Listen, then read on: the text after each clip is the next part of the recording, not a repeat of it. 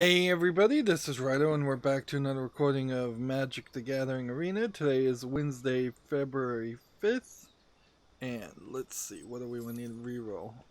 Probably this, because we almost have that completely done anyways. We're at 41,175 gold, which I would generally kind of want to stay above 50 before thinking about doing another rank draft. But that being said, it kind of behooves me to do these rank drafts early when there's a new expansion, and then in a month and a half, in 2 months, when we are working our way towards the next expansion, uh, towards saving up for the next expansion, then start to slow down on the rank drafts. Here we opened a pack and we got 2 new cards, but I believe that was a Ravnica pack, so I'm surprised, frankly, that I didn't get more copies. And the fact that I'm getting common wild cards probably means that I've gotten close to having all of the cards that I could possibly have in this expansion anyways, as far as common cards. I mean, I suppose we, instead of speculating about that, we could just go over here. Here's all the cards that I got new. I may have gotten a few others because of rewards. That there's kind of a problem with the way you get cards. You get them so often that that it is basically a system of, yeah, I have all of the common cards collected, but not all of the common cards in 4 copies.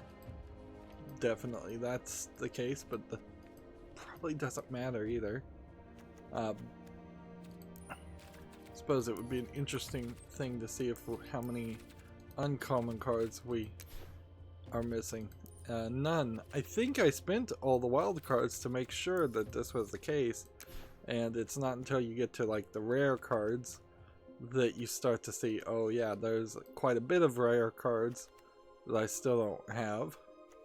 And if you go to the mythic rare level, the number is actually quite fewer, because it seems like to me the split between a mythic rare and a rare has a lot more to do with them specifically picking some cards that would be rare and just elevating them artificially instead of taking the best of the best cards. Black or red spells is really the only thing we need to focus on, and ideally we want to get up to a higher bronze tier.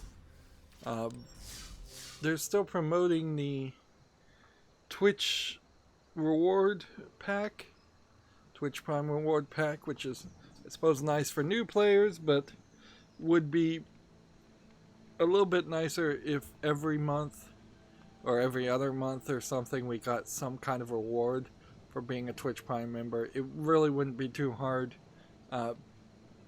to give out packs or something like that. By the way, I have enabled the overlay, so when we finally do decide to jump into playing this, playing a game, which will be a while since we started the draft here, we will at that point be suited to you'll actually be able to see the deck overlay. Although I'm not particularly going to have it on for myself, so, and the opacity might be a little low, so it'll be see-through. At the beginning of your combat turn, if you control another creature with a power of 4 or greater, put a +1/+1 counter on this beetle. I like that idea. And the only other 3/5 here would be this. This costs 2 mana and it's a 3/5. This costs 3 mana, it's a 3/5. So we also now know that the draft helper is telling me quality.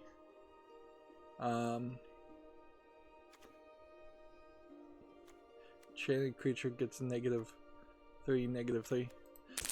One of the weird things I've been doing lately, and is not really video game related, is I've been watching this YouTube channel that is explaining the lore of Dungeons and Dragons, and I'm actually quite shocked that there is lore to Dungeons and Dragons.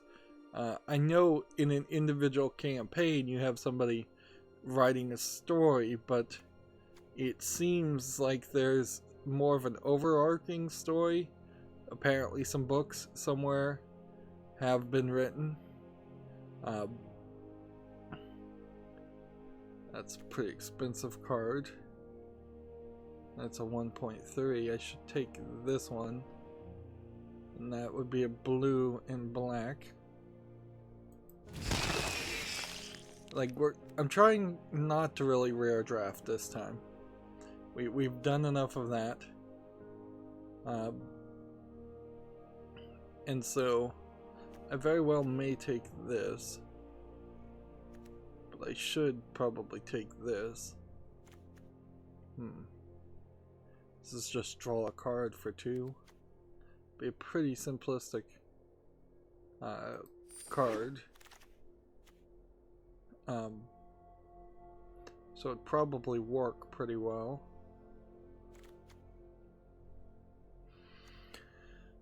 Yeah, I don't know if I have it in my ability to turn away a rare card. And I guess this is where the this is in particular where the trick gets played, that while you're drafting you may just get greedy and take a card for your collection instead of taking a card that would help you in the current game. Let's see. This is a 1.3. This is a 1.3. So do I want a black card? Or do I want a green card? Take a green card. Right. This is probably the one I'm gonna take. Like, I'm kind of not rare drafting. What I'm doing instead is I'm taking things that I don't have 4 copies of, which is kind of like rare drafting, but it is with at least partial consideration. So we're going for more green cards. Let's see. This would be another Devourer of Memory. Or do I want to destroy a target creature with flying, which is a pretty bad card. And let's see. Yeah. I'm only missing one here and one here. So I'm going to take that. I'm only missing one here and one here. So I'm going to take that. And I'm only missing this card, so I'm going to take that. And I'm only missing this card, so I'm going to take that. And I'm only missing this card, so I'm going to take that. And then I already have 4 copies of it, but I have to take it anyways. Okay. Here we have a card that is a 4.0, and I don't have any copies of it at all, so obviously this is the one to take. And then here we have a card that we have only 1 copy of, and it's a 3.0 in whatever number, although it says this is a 3.5. I still am somewhat rare drafting here, obviously. I until you just have everything, you can't get around it. Which Josh, who was talking to me in the last stream, saying he had $200 a month he was going to spend on paper Magic cards. I'm like, oh man, there's a decent chance spending $200 would get you somewhere close to 70 or 80% of all of Theros Beyond Death's expansion. Oh yeah, and by the way, there is a Magic YouTuber who refuses to say the word death, which, you know, maybe it does demonetize a video if you say it in the first 5 minutes and all that BS, but I'm not monetized at the moment anyways because of them changing the rules, so I'll just be accurate and say the name. 2.3 versus 2.0.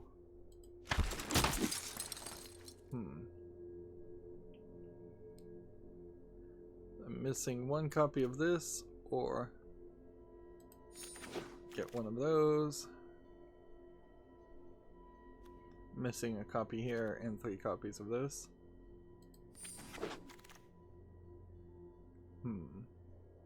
Missing one copy here. And I only have one copy of this, so I'll take that.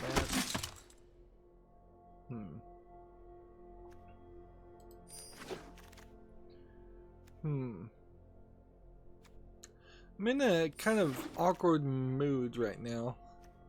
It's like I've been definitely struggling with insomnia, which is pretty typical, but it leads to a case in a situation where I don't really have a lot of energy to do things,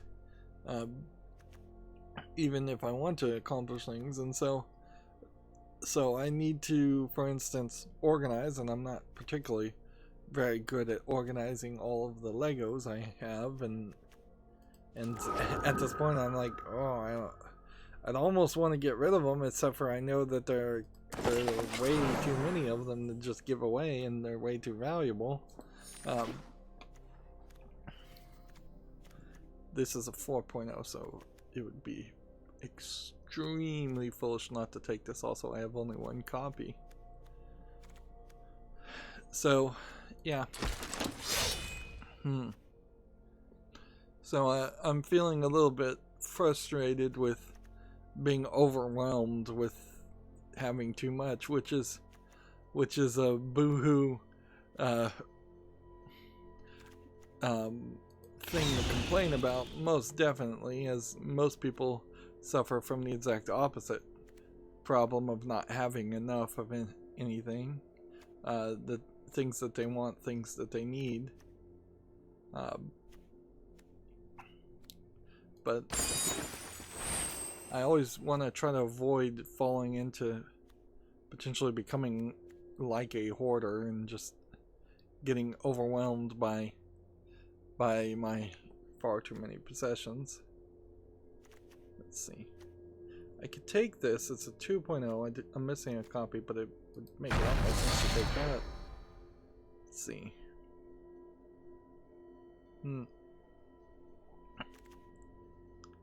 I kind of wonder if... I don't know if I'm actually playing a green or a white deck here at this point.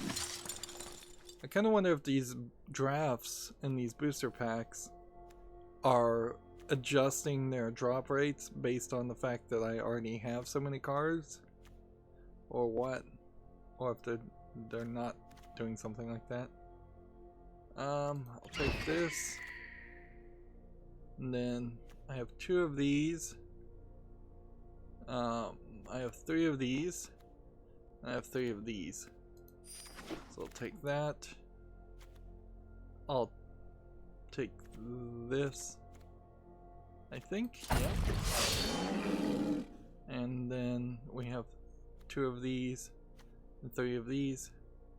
I kind of feel like I could possibly get into a deck rebuild, but then you run into the same problem of, like, I really don't have enough time in a stream ever to do a deck rebuild and a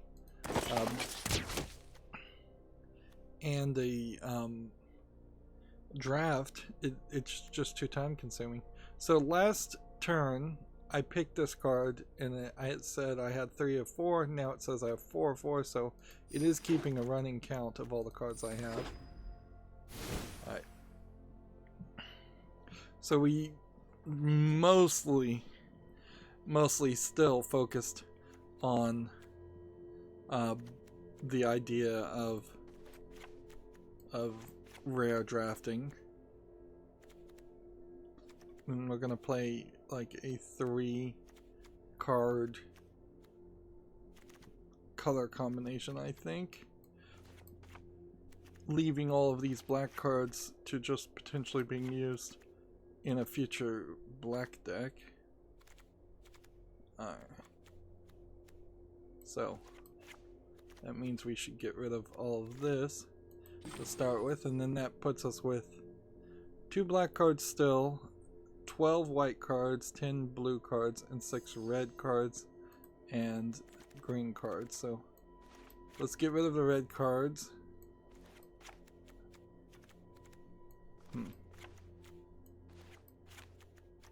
And then we need to find the black cards, which is these 2.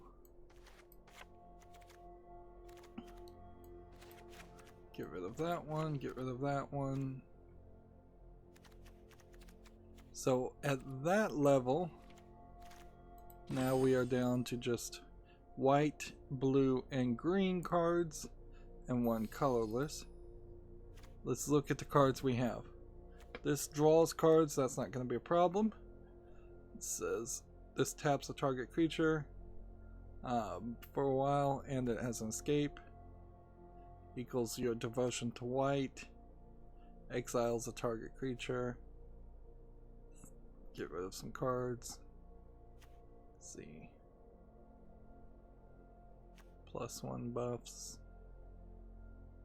Life into the graveyard. It's probably not a great card there.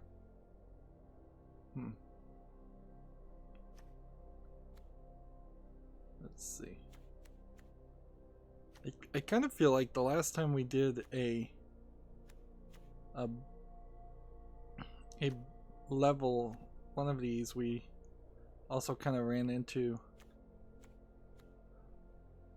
an issue where there was just a lot of lacking in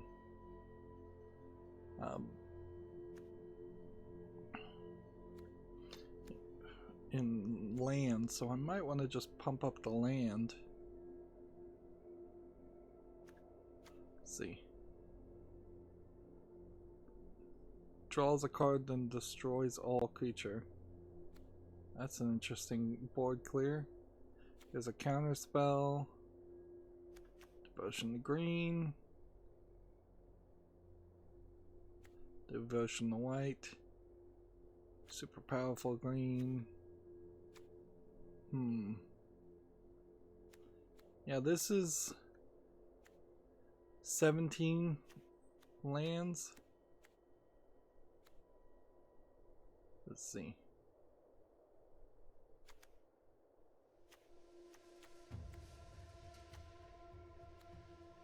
Power equals your devotion to green. This is probably too powerful a card to use.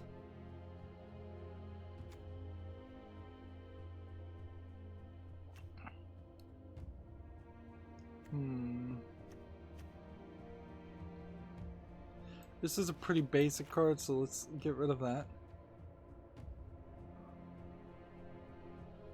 This would just put a bunch of things in the graveyard. I don't think we need to do that. Well, escape might make sense. Some of these other things. Here's an interesting, very expensive counter. Draw 3 cards. And unless one's an enchantment. Card advantage does mean something. This is kind of just a basic card, so we probably could get rid of that.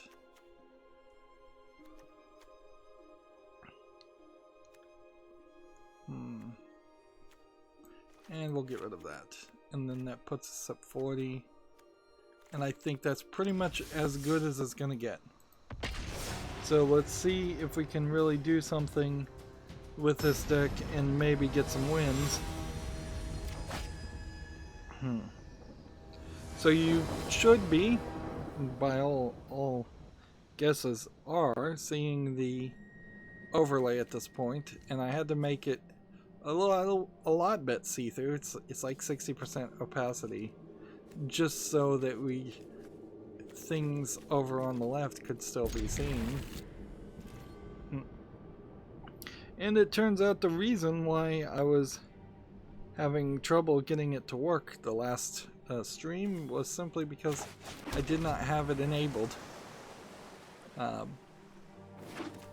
So of course it wasn't gonna work. And let's see. So for the accountability section, I started playing Snake Pass, and I am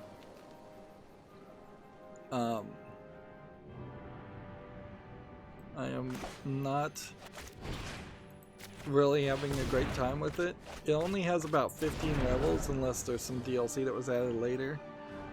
Snake Pass seems like it has no real story.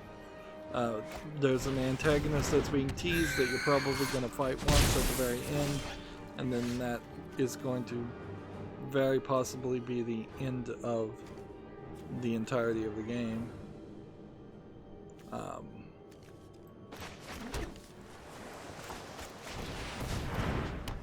There's a bird that talks to you, but it's not voiced. Snake Pass looks like a kid's game. Looks like it's a snake controlling simulator type game, but in actuality, I would say it is more of an adult game where it sort of tries to simulate controlling a snake, but in reality, it kind of just gives you a rather awful control mechanic. By default, you're playing on default controls, which are super difficult, and I ran into a difficulty spike that nearly made me rage quit, and definitely has put me in a position where I am ready to rage quit as soon as I just run out of luck, which is the only thing saving me right now, is that every 30-minute episode so far I've run into, I've gotten lucky and it has allowed me to move forward. There's 3 kinds of collectibles in every level. The levels are really small, which I think is probably a smart move compared to like Ukulele, which were really big levels. Let's see. Well, this would destroy everything, but I don't have enough things on the field for it to work. So you have these really small islands where you control a snake. I would highly recommend going to you basically have to play with the controller. I'd go to the settings and set it to easy controls, and it is pretty significantly easy, but you're still probably going to run into some difficulty spikes. The 3 collectibles in each level are 3 gate keys that you always have to collect to leave, as far as I can tell. Either they're automatically collected, or you, in maybe the arcade mode, which seems to be the only thing that was added later. Guess I should go ahead and attack here.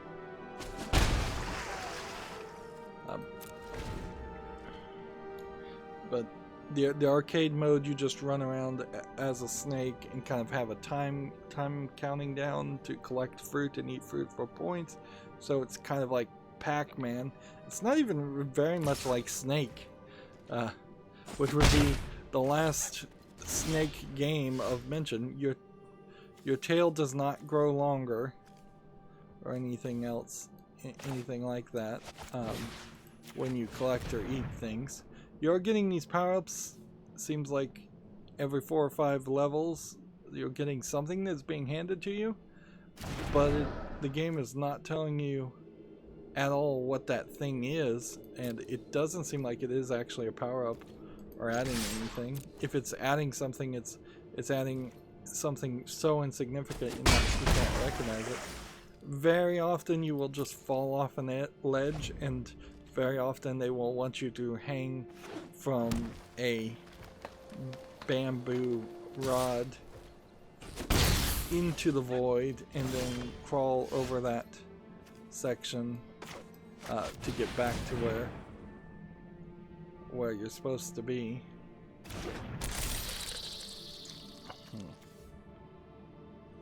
Let's see. And I could exile cards, sure, why not?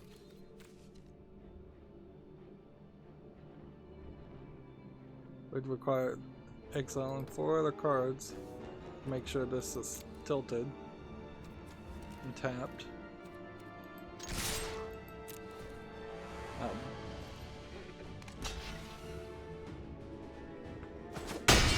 So there's no story there. It's in a weird way just slightly better than an asset flip game. It certainly looks like most of what you're looking at was probably bought at the Unity store. They did spend some effort programming the snake mechanics and the snake controls, but they definitely did not fix it in such a way that those mechanics and controls are good and enjoyable.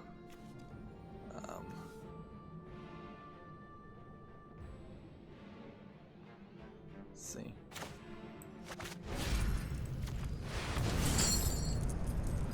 One, two, three, four.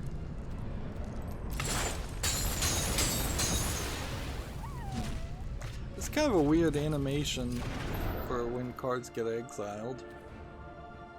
Just gonna do no attack here.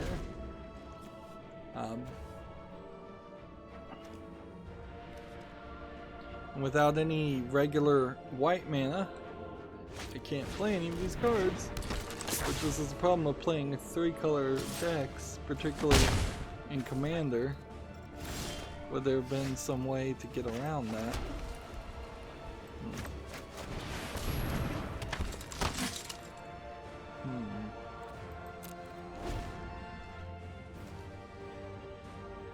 How many cards does this guy have left? 16. It would be quite the struggle to get this to work. I would have had to put a lot more cards in my graveyard. Let's see. Exile target creature controller. Let's see.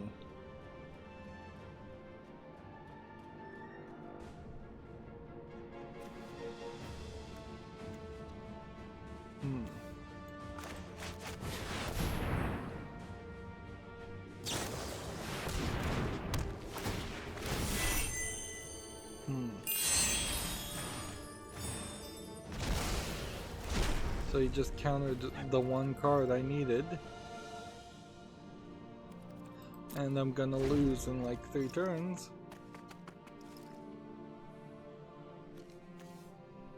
Oh, but I can bring it back.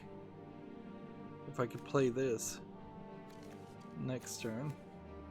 I don't know if that's gonna help me any.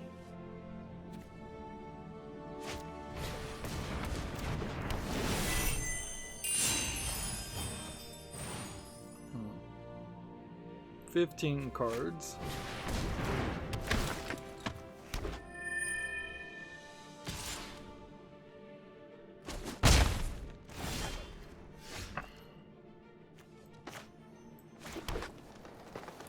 Had I gotten a 1 mana card,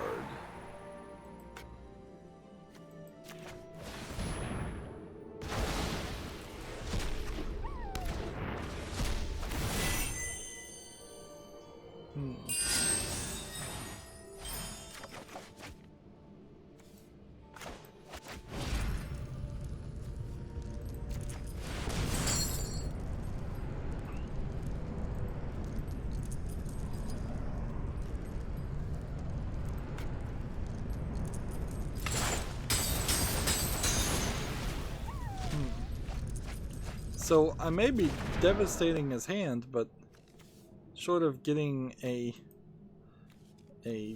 white land, of which there seems to be very few, there's kind of nothing I can do here.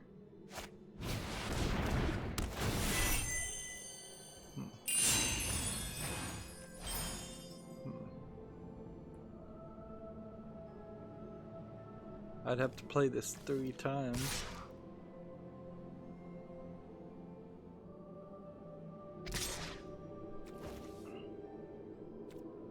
See, all I've managed to do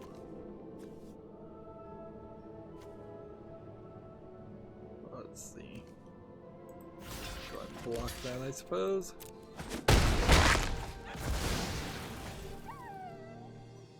Yeah, all I managed to do is to get this back into our hand.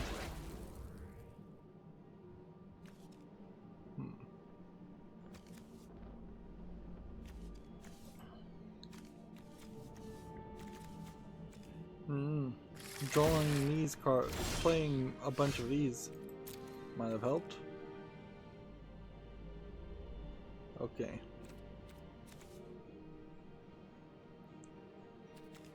This doesn't have reach. I can't play this. I could play this.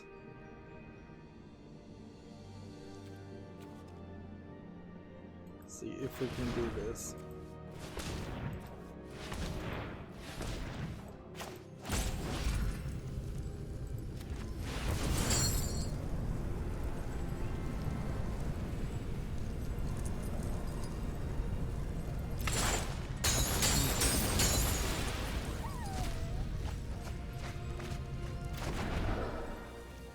I can put this on the field.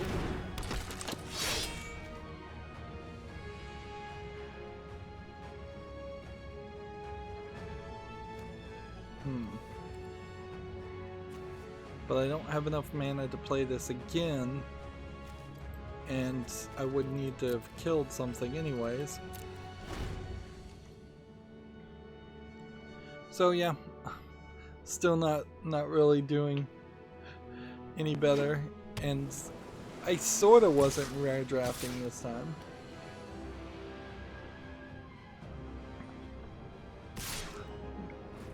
It is, I suppose, worth it to remember that every time I spend 5,000, I am effectively spending like $6 worth of the equivalent of real world money.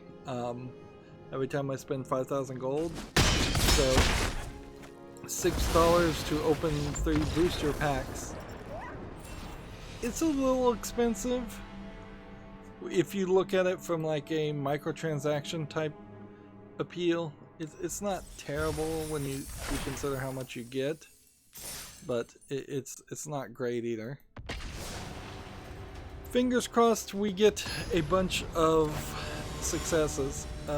Yeah, I don't think there's anything else to say about Snake Pass. I also still need to struggle to get things uploaded, because that's not going as smoothly as I'd like it to go. And that's about it. My server is seemingly going to work, although it's going to take its sweet time to fix all the errors on it. It seems like it's going to fix itself after installing basically the beta version of the software, of the ZFS, the newest version of ZFS for Debian, which arguably isn't the newest version of ZFS at all, but reach spell. Put this on the field.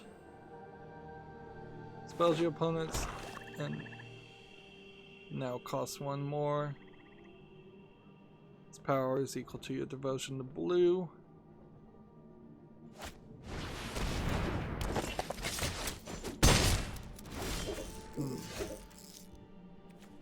Alright.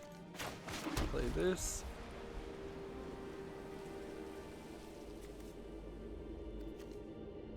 This guy can't be blocked. Darn it.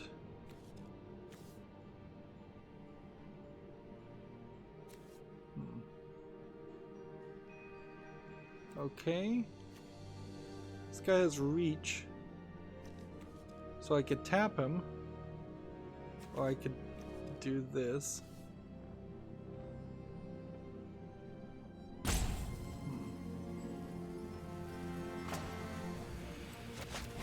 Alright, let's do this.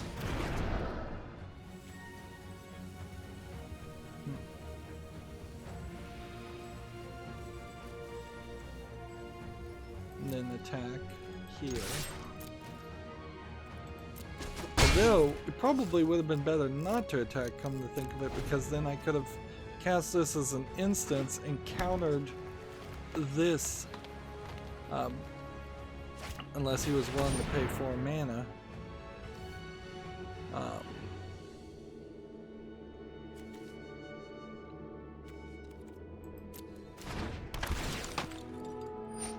So he's just playing that to untap that creature. That sucks. I've left myself open for a lot of damage. Okay.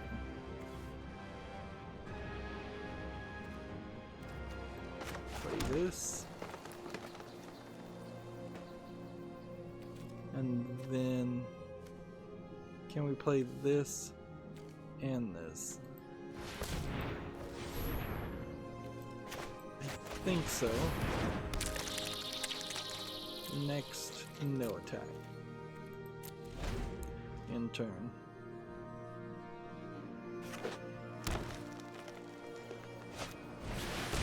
And now I play this.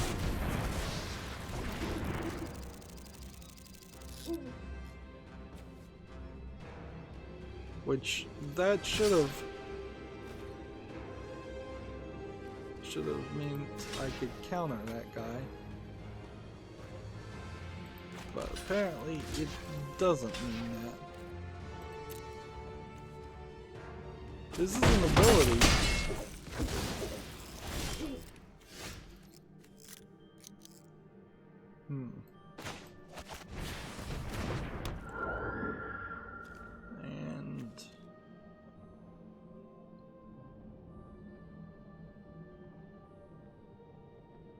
I can just put this on the field because this is a creature also. Thought this was a spell. But now I recognize it isn't. Whenever another creature you control attacks, it gains +1 until the end of the turn. So do I want to defend or do I want to, like, actually I just want to attack, don't I? Because I'll defend with this.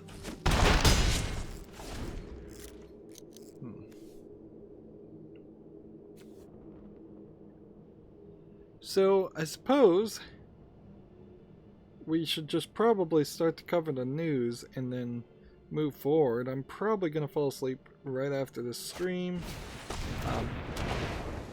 And then wake up at some point in the evening and do more Snake Pass. It did occur to me that maybe I should do the second, if I was going to do 2 drafts every week. I don't know if I can, if the data quest would really allow for that. But if I was going to do that, why is this guy has flying all of a sudden? Didn't see that one coming.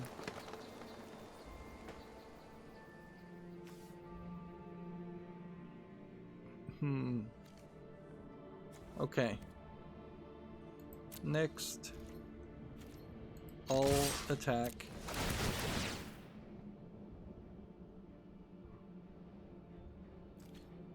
I'm gonna lose next turn if I don't do something, so we'll do this.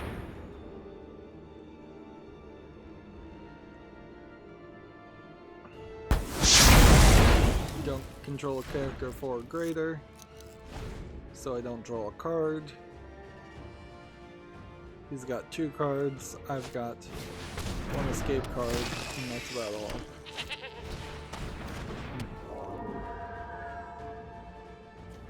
kind of need this guy not to attack. And if I had like a pure aggro spell, there would be something I could do here.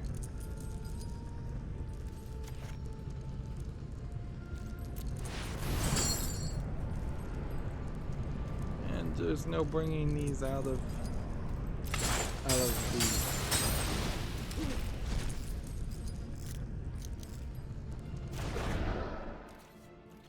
Yeah, there's no bringing those out of the graveyard anyways.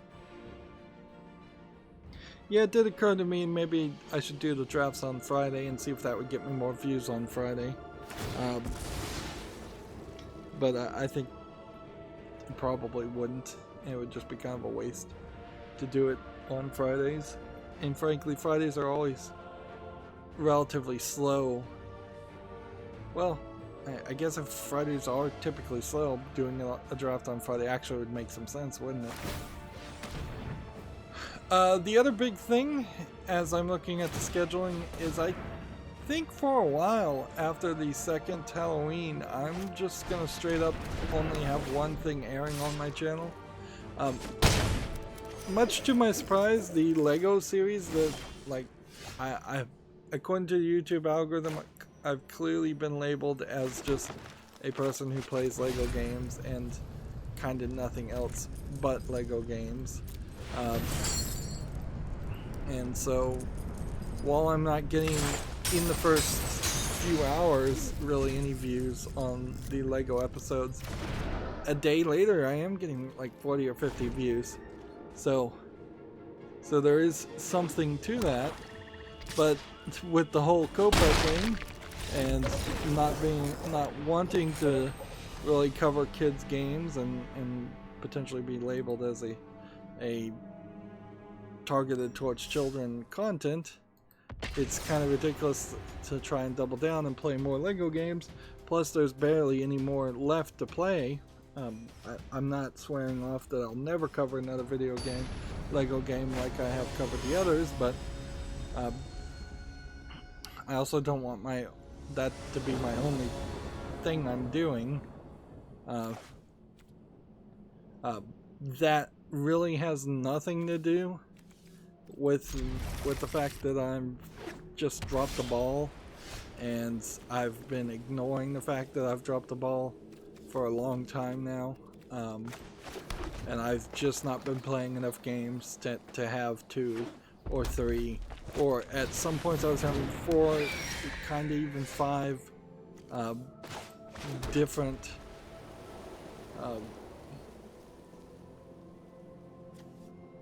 I was having 4 or 5 different things airing on a daily basis, which very possibly was hurting my YouTube channel more than it was helping. So dropping down to just one thing daily might be helpful. Let's see.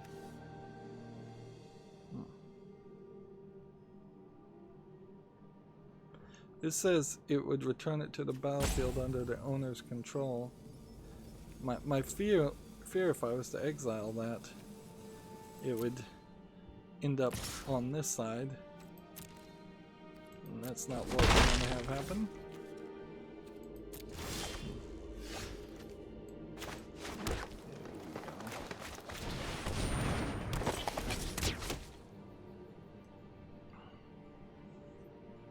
So, yeah, I think I'm gonna just have it on the weekdays every Monday through Friday. One thing airing. No attempts to do anything with the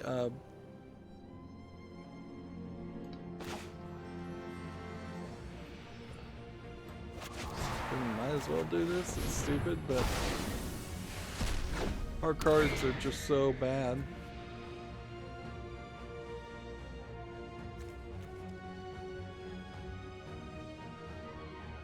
Oh, so that did nothing other than give it summoning sickness.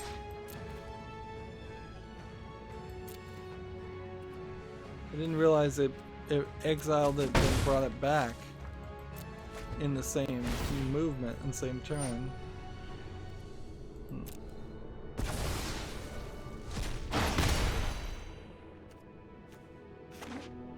this guy can do 2 damage to me.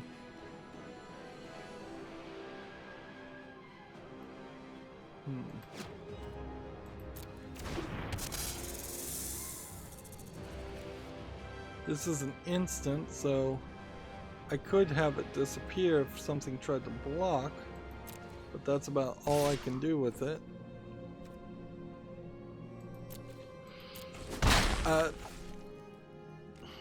If I was still being super energetic, let's just be honest here with my YouTube channel, I've been doing this for 5+ years. I had hoped that I would have been a lot more successful at this point. The first 1,000 subscribers is the hardest from what I hear, but also it just seems like it is practically impossible for video game streamers, particular video game reviewers, to get a foothold in YouTube's algorithm. And people who started about 5 years ago or later just weren't in early enough to succeed. And certainly some of it is probably just me too, like not the movement Me Too, but myself also. I just may not have enough of a mass appeal to even get 1,000 subscribers, which it's really hard to stick with this and try to be upbeat when it has been almost 100% failure. Let's see.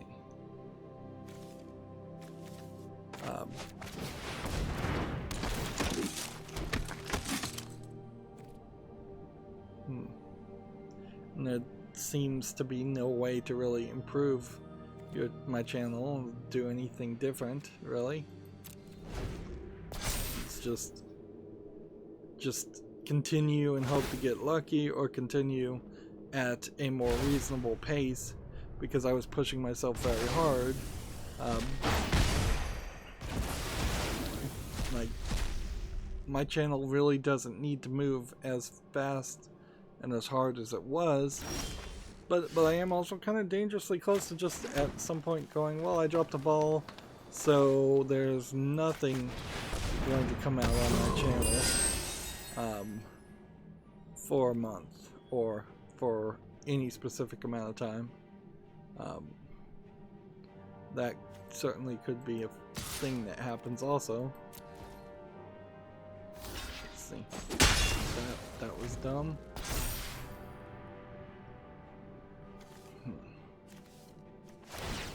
That sucked. So, yeah, but on the other hand, going down to one thing is an effort to get further ahead again.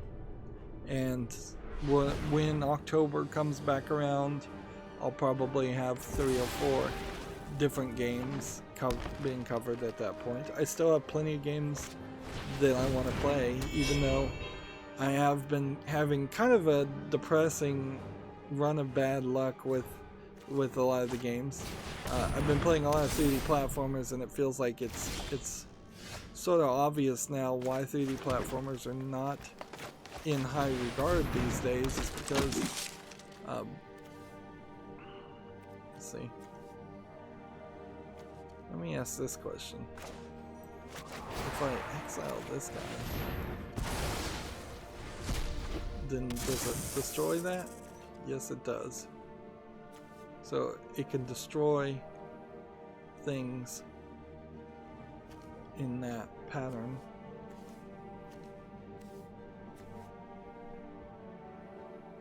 I could sacrifice this and draw 3 cards, or I could just attack here. Let's see. Yeah, this one attacking kind of doesn't matter.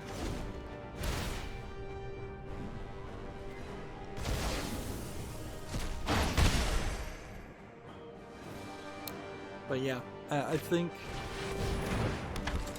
that's what we're gonna pretty much do, is just have some downtime, and hopefully I'll at some point be able to get a second wind.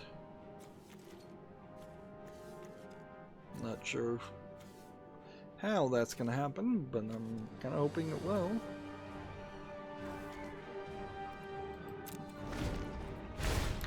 And here on our last game of this draft, it's gonna be just 3 losses, almost certainly. For each spell and ability your opponent controls, which I have to pay 4 mana.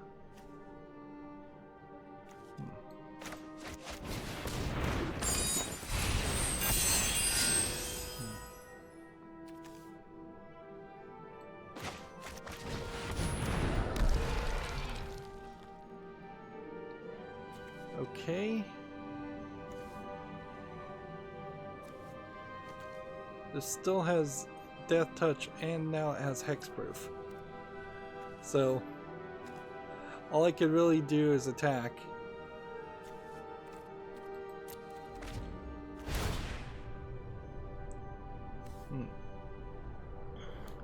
Alright, well, let's start covering the news since there isn't really anything else to say. We have a game here on Steam called Pixel Dominance. And yeah, I kind of get the feeling that probably a lot of people don't care about the games that come out on Steam either, as kind of a bit of the news. This is $3.39 discounted. It's English, Chinese, and Russian, which is highly suspicious. But if I didn't cover the games that came out on Steam, then there'd be just a lot of other things.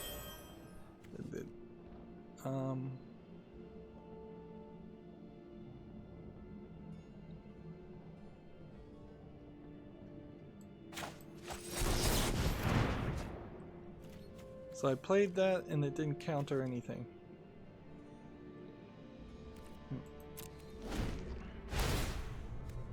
So he's just gonna do this every turn. Get 2 health. The only hope I could have is to make him run out of cards.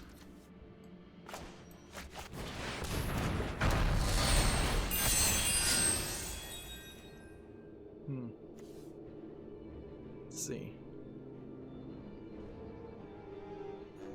Double strike for this guy. Which, you know what, I'm just gonna attack on that.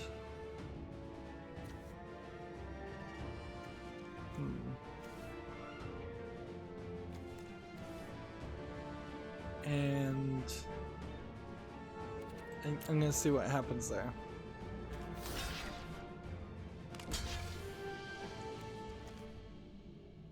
Alright.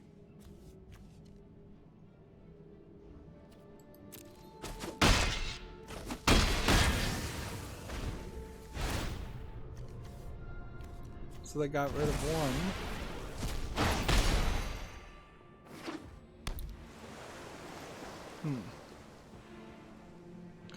There definitely would be weeks, if not entire, like, week and a half sections where there was little to no news if I didn't cover the games that came out on Steam. And understanding or trying to understand the state of the market, at least the Steam market for PC gaming, which is basically the market I'm concerned with,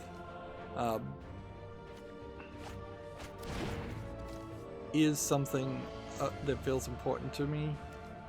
Like, in the same way that I think a lot of mainstream video game journalists probably should walk through a GameStop once a week or a Walmart and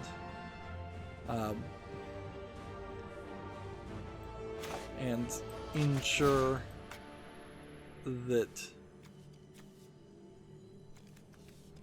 let's see, I don't know if this is gonna do anything. guess I have to do this. And then I'm just going to respond by attacking with everything else.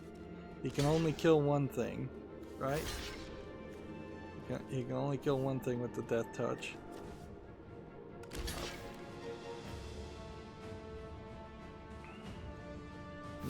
This will kill this. Let's see. Switch that around.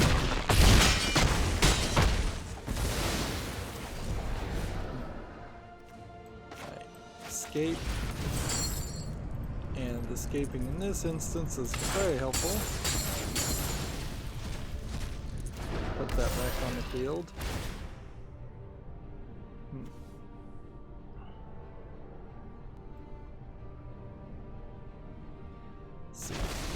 We have a game on Steam here called 2 Weeks in Painland, which is tagged nudity and sexual content, although the screenshots don't really seem to be too focused on that. This seems like it's kind of a mini game slash almost visual novel, but not really. Let's see. Seems slightly interesting, although it's very possibly a game that I really couldn't play. It's English and Spanish. Let's see.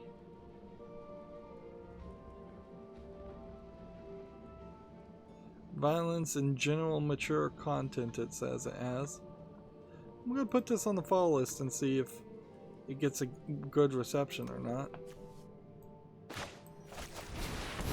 Let's see. Do I have an enchantment card to get rid of? No. So we then discard that. And we discard this. And we go ahead and decide to attack with everything. Although my odds of winning are higher, frankly, if I was to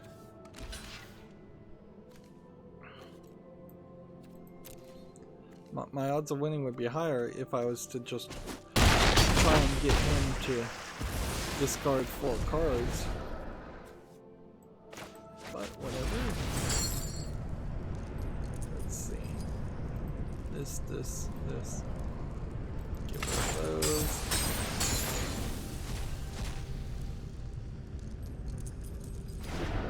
How many cards do I have? 7? Yes, 6.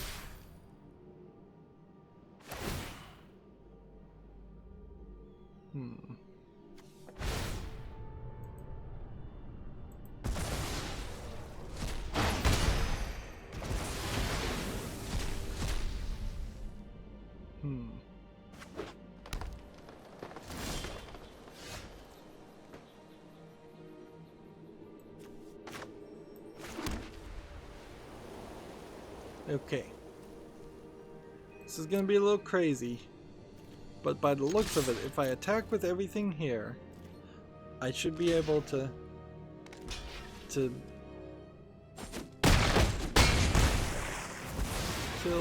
a lot of things. Destroy all creatures. Do I want to do that right now? I think I do. We'll see if this dies. This is an enchantment though, so both of these really help. And then I can put this back on the field and hope.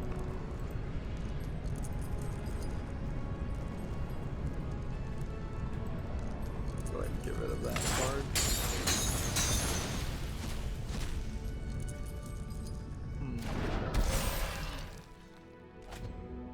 So I'm just kind of hoping his last few cards are not strong enough for him to do anything, although he's got quite the graveyard to pick through.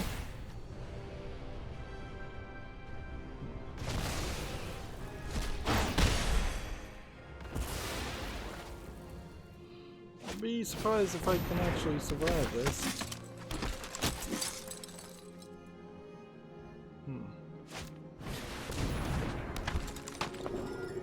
If I drew the one card, I need like the heart of the cards here to draw the one card that very possibly I don't even have. Let's see.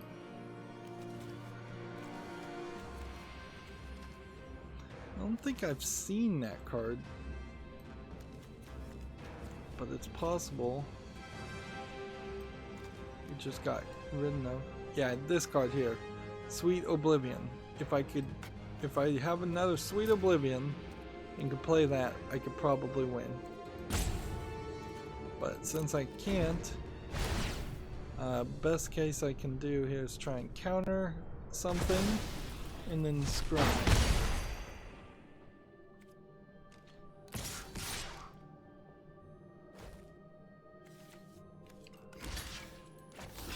Yeah, I have one more turn. One more turn to maybe, hopefully win.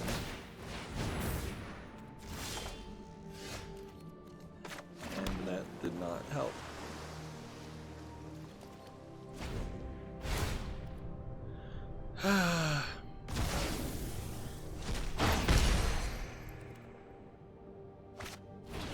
Well, this draft has gone horribly.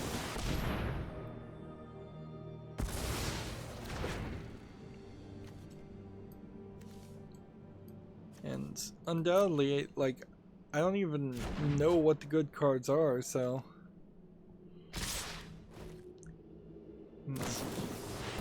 The only real question, I guess, to ask here would be, is there possibly a way that this would move me up in the tier ranking? I think the answer is no. So, a pathetic 0 wins and 50 gems. And 2 more packs. Which the packs are nice and all, but that certainly isn't a great rate of return for having spent all that time and the equivalent of real world money. This is new. Nice.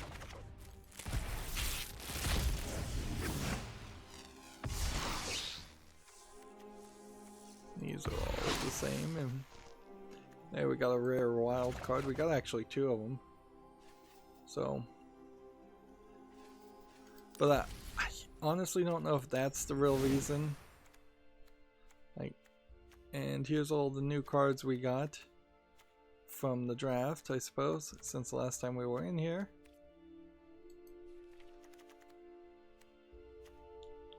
And it did inspire me a little bit. That's the one thing I can say is I feel a little bit inspired to now try and make a Sweet Oblivion focused deck. That's a decent amount of cards. Like, it's nothing to scoff at. Even though it went horribly, I still ended up with cards. I guess maybe that is also part of the beauty of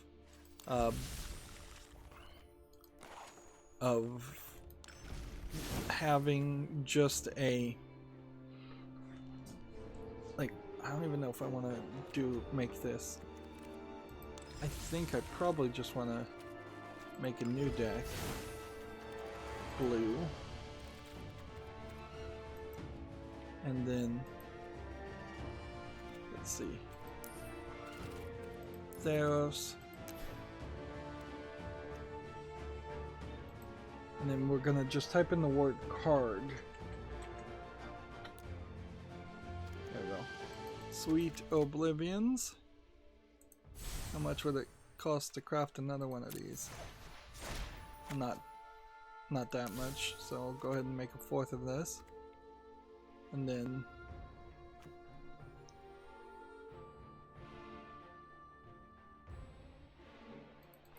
take a bunch of those and craft another one of this. I'm actually doing some deck building here. This isn't just trying to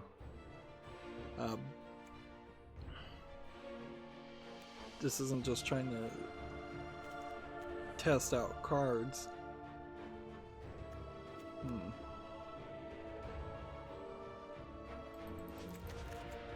There we go.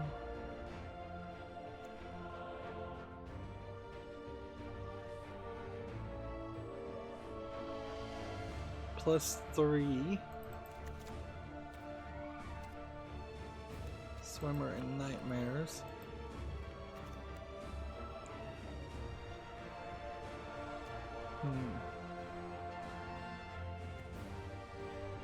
Enchantment creature or enchantment permanent.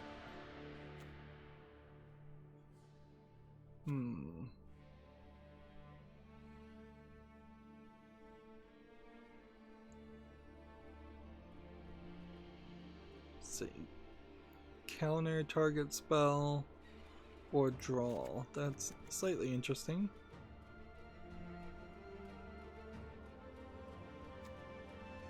Let's see.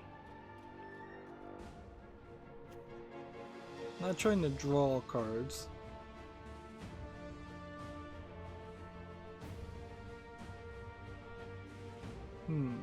Interesting concept. Can I craft one more of these? I'm gonna run out of wild cards if I'm not careful. A blue-black deck.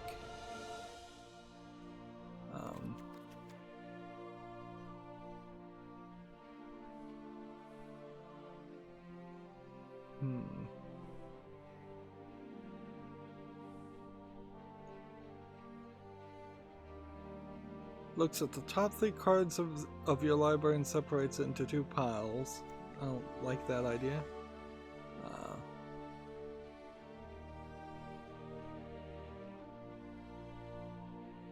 This is that card Uro. I don't think we'll be playing that here. Okay. I'm gonna go over here now and look at some other things that have cards in the name. And I don't see anything. Discard.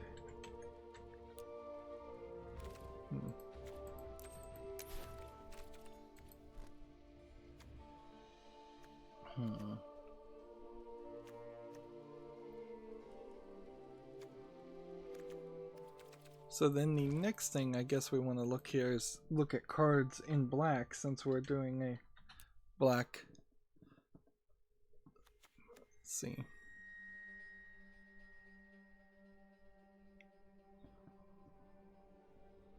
Exile 5 other cards from your graveyard.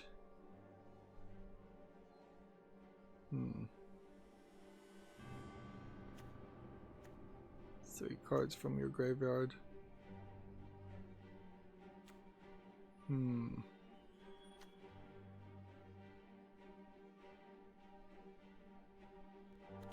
Let's see.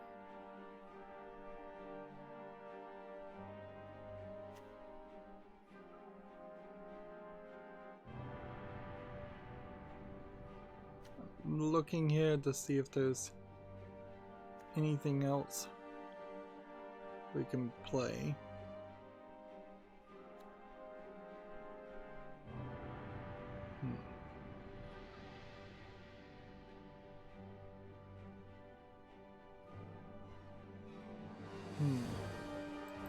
A couple of those might not be bad.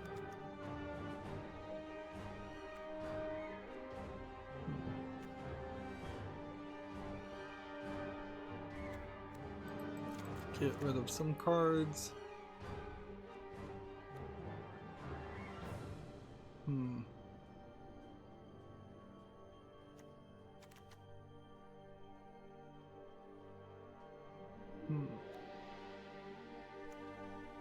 Black cards.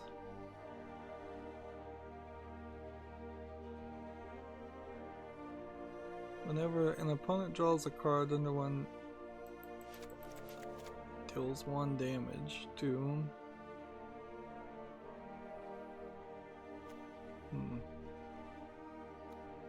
Black cards are more about putting your own cards in the graveyard, I would imagine, than they are about exiling or getting your opponent to run out of cards.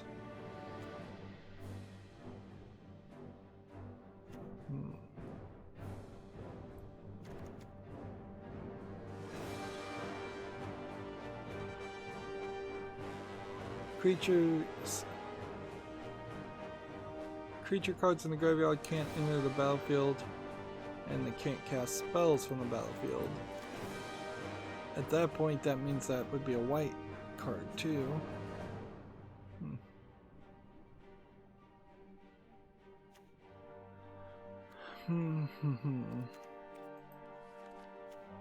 Not sure if this is gonna work or not.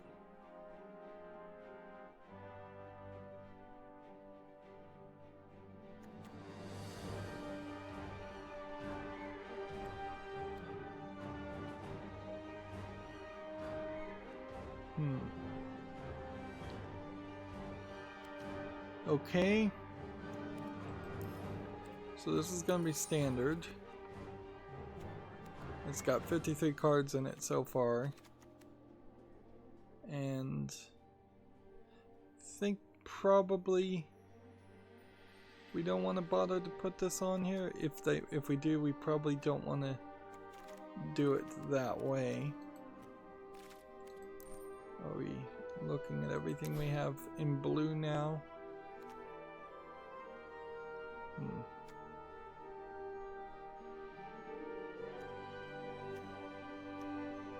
So the main thing we would want is a planeswalker. We want Jaina, of course. So, and we have enough here to realistically craft 3 of them. That's a lot, I know, but 3 Jace, not Jaina. Oko is... This Oko is still allowed? Let's see what else. What does this guy do? Text is really small.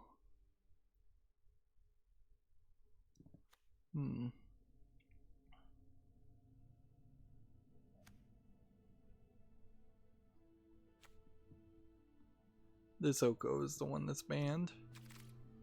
Okay.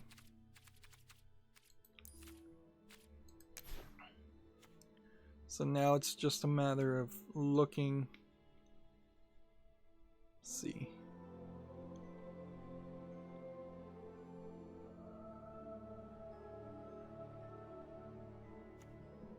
I don't think we would play this, but I almost want to put it in the sideboard.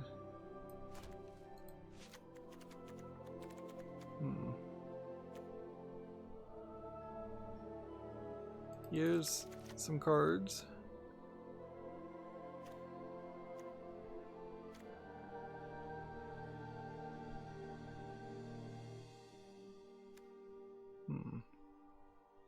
Alright, we definitely want that.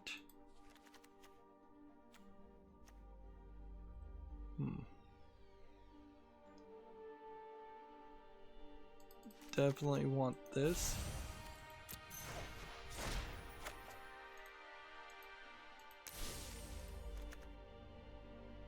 This really is just going to come down to a question of how many cards do I really need, and how many cards will this actually be helpful with.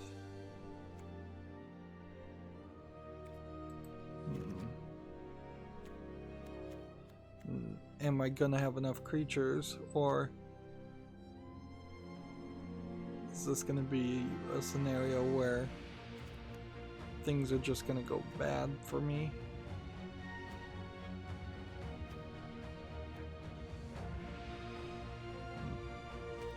Countering spells. probably should have another one of these, but that would be expensive.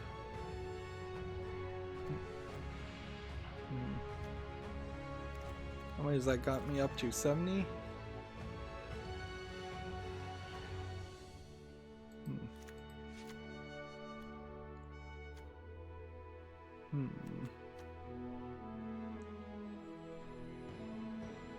Let's see. This is a draw a card with an escape. I could draw a card again.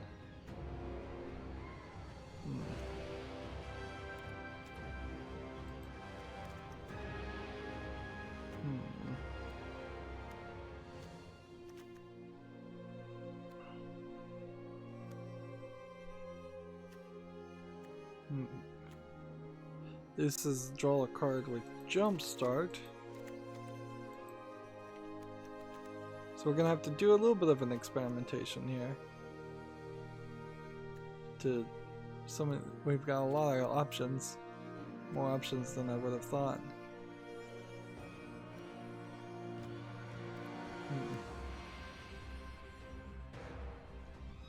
This guy's probably not terrible either.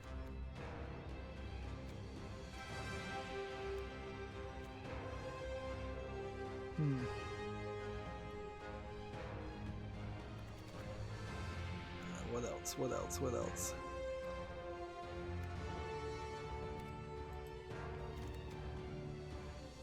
Equal to your devotion to blue.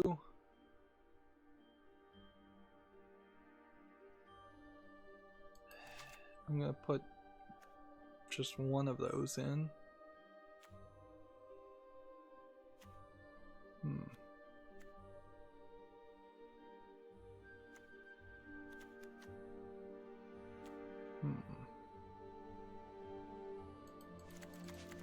Take 4 of those.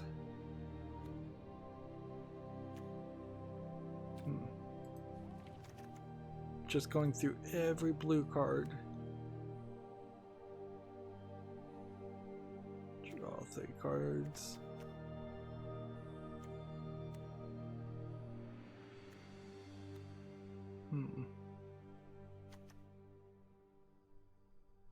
Cost 1 less.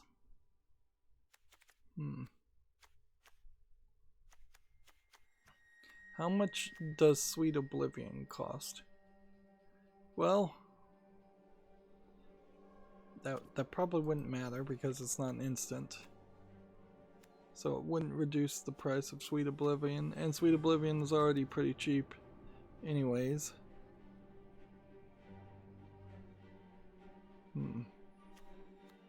Probably want to get rid of this.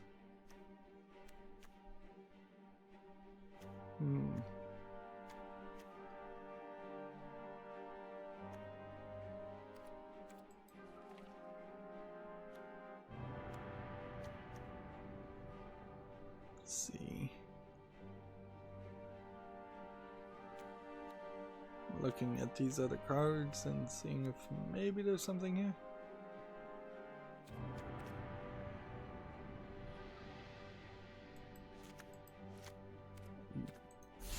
Are these basic cards?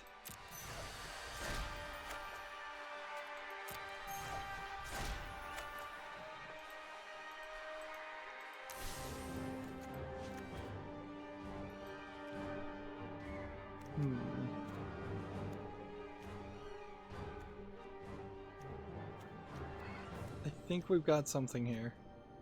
It'll take some tweaking, certainly, but I think we have a deck here that reasonably would cause your opponent to run out of cards. And apologies to anybody who wants to just see me play, but this is exactly what I mean about even if you do play terribly in a draft, by the time you've done a draft, there really isn't enough room to do a deck build with the cards you just got with that draft.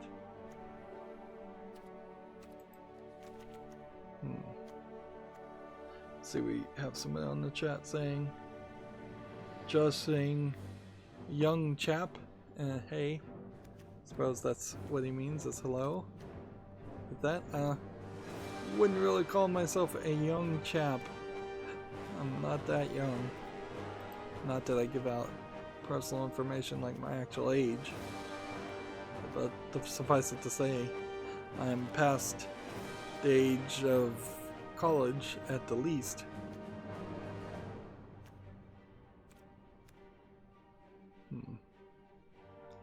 Gaining life, but entering the field tapped. Scrying. Is there anything else we want to do?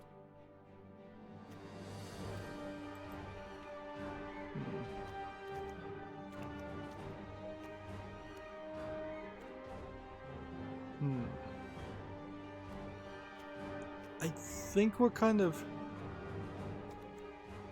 fine at this point. I don't think any of these mixed color cards are what we really need, and it would be kind of a hassle to look at all the mixed colored cards.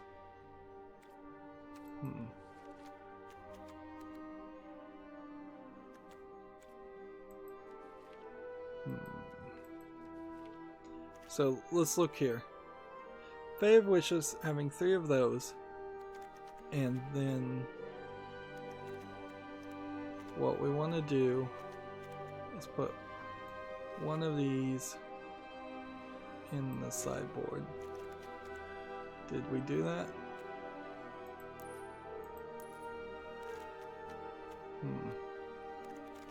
No. So we'll do it this way. We'll come over here, add one here, and then come over here and -1 there. And that should be good. Alright, we have Devour of Memory. Whenever one or more of your cards puts in the graveyard from your library, it gets +1/+1 until the end of the turn and can't be blocked. I don't think we really need that. Because that would confuse the issue. We have 84 cards now. This just exiles cards from your opponent's hand. This just does direct damage, which is not the strategy we're playing. Let's see. This exiles your opponent's graveyard.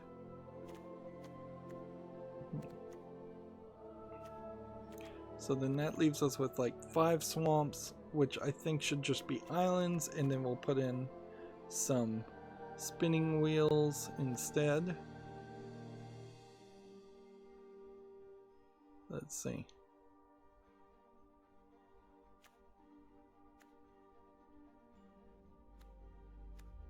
And spinning wheels would play this, but then I would need some white. I don't think we need that either. Alright, so over here, not looking at lands or combo cards. We're looking for, what are we looking for?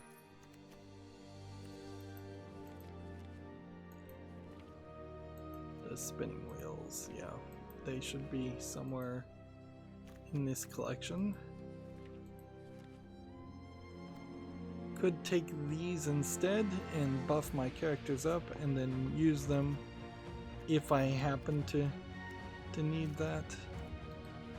But I think the spinning wheels are actually more valuable if I can ever find them. Everything just moves around.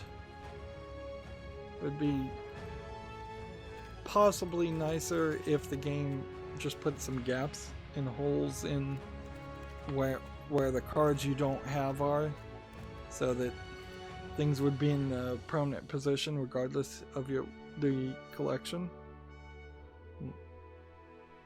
Josh says, "Oh, we are all young in some sort of manner, lol." Yep, I suppose that's true. Okay, then that puts me at 79. This would be sacrifice this card to draw 3 cards. So we can play this right at the end of the game. This gets rid of 4 cards of your opponents. 2 cards into the graveyard. Whenever an enchantment gets played. So how many enchantments do we have? 7 out of 60. Which I suspect that probably means these are not worth having. So let's get rid of those.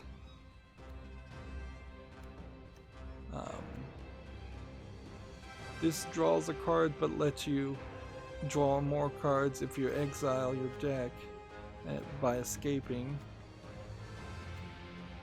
This jump starts, which I think is better than this. So only have 1 of those. This puts cards over, that does that. This is a devotion to blue. We really only need 1 of those.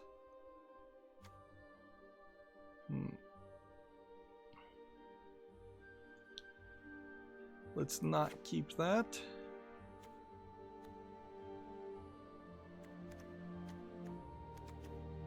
And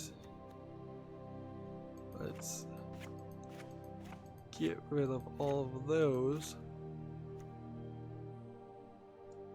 And then add 8. 1, 2, 3, 4, 5, 6, 7, 8. And then get rid of that. So that's 24 blue lands. There's still 12 cards we need to get rid of. This one's too expensive, so we probably should only have 2 of those. Odds are a little low that we don't need that often. These are pretty cheap. Having 4 of those might be cool. Having 4 of those. We probably don't need 4 of those.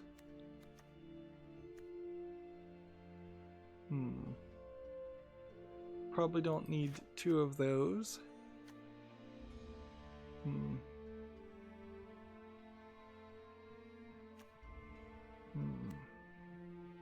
Let's get rid of 1 of those.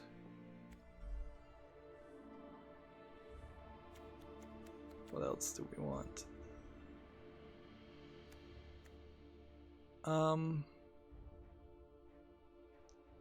Actually, let's get rid of these. And then that will leave me with just 1 more hard decision to think about.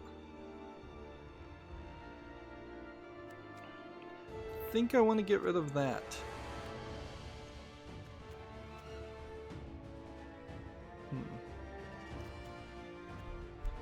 Yeah, I don't think we need...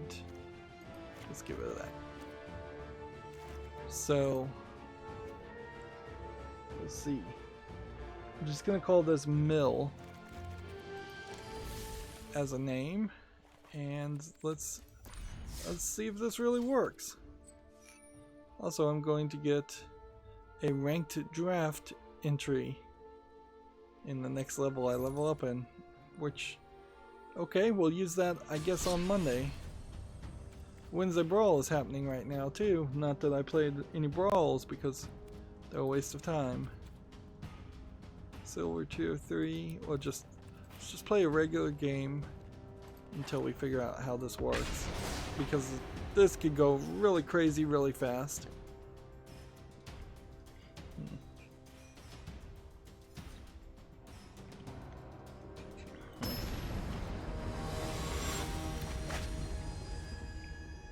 So this is all about making your opponent run out of cards and having a backup plan if you decide to run out of cards. Let's see.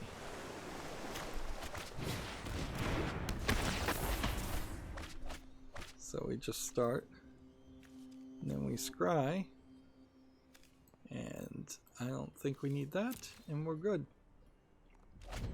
Meanwhile, we have a game on Steam called Underground Miner that's clearly an MS Paint graphics, a low effort Dig Dug clone, I suppose would be the best thing to call it. It's $5.99 discounted, English only.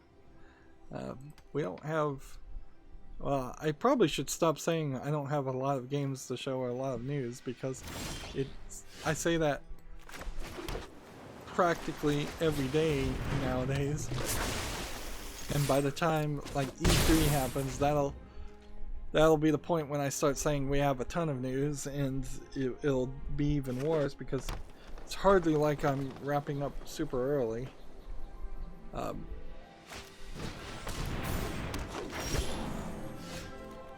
Okay, play this, and I could put this on the field. And he can be a bit of a threat. But unless I'm gonna attack with this and kill this, which was fine, I can't attack with this. Next we have a game on Steam called Metal Unit, which looks to me like it is half selling on an anime girl and half a platformer adventure game. It says it also has some RPG elements according to his tag.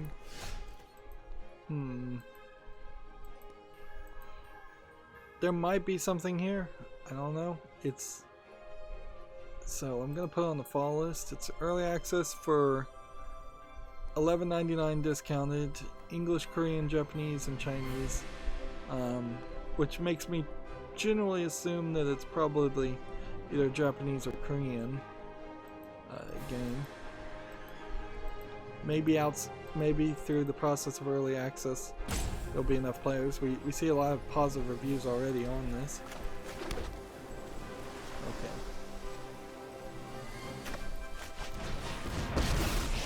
Just gonna go straight with this. This is all just an illusion. How you play the game. Okay. Flying. And put more cards in the field and go ahead and attack with this.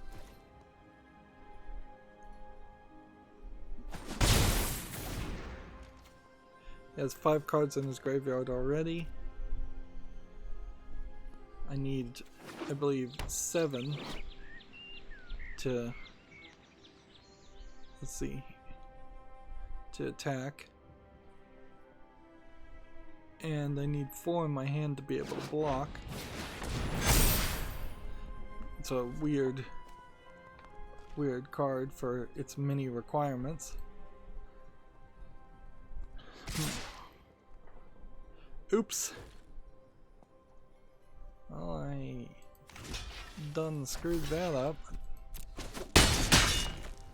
I'll have to erase that memory. Let's see.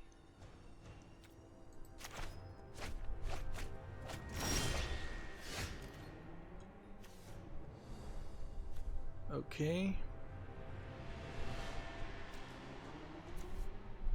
What do we want to do here?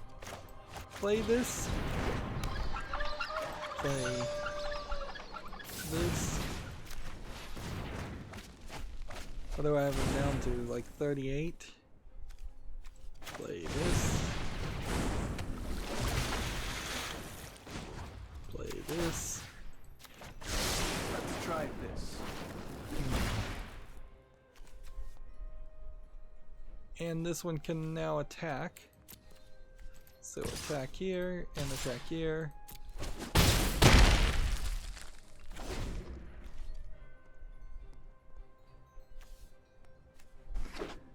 Get a couple of these on the field relatively quickly, and then I can play Didn't Say Please.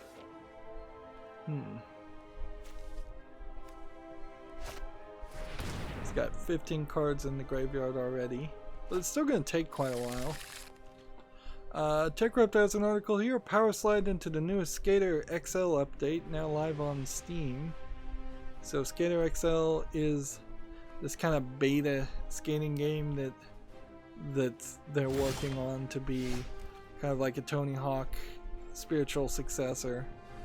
But I don't think it's being funded by any like AAA publisher or developer, so there's a lot of chance here that it won't turn out to be anywhere as good as people are hoping it will be.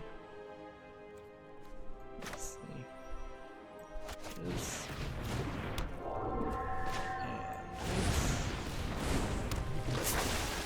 And this.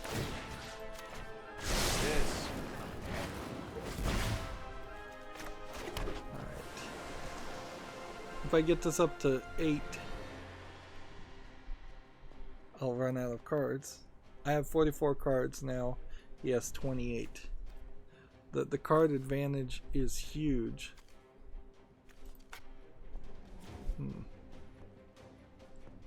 Each player puts the top card of their library into the graveyard. But this has flying, and this one doesn't have reach, so I might as well attack with this.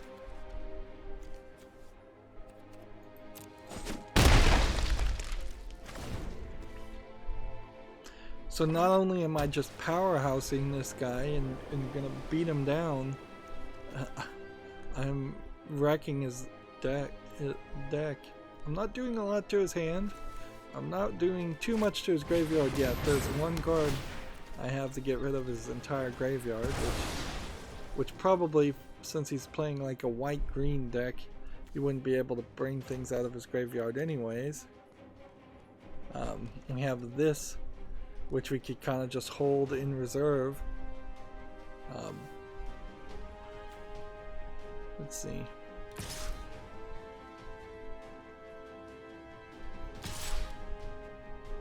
He's desperately trying to kill this creature. So here we go. A block there is easy enough. Do we want to block with anything?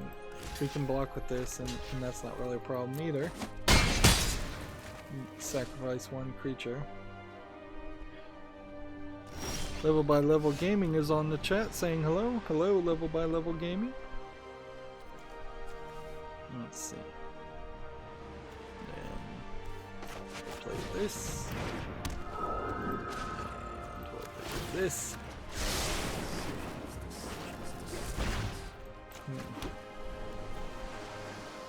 Oh, and by the way, since we have this, why don't we just do that? And then attack with this and this, leaving him extremely close to losing. 24 cards still left in his deck, so he could probably screw around a lot to try and mill him, but the emotional effect certainly has been felt as far as just destroying any tactics that he may have been thinking about playing when his nearly half of his entire deck is in the graveyard.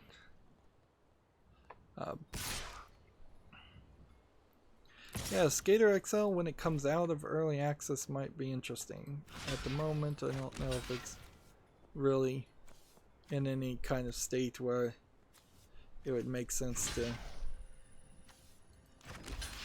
to bother with playing it, because it's really early beta.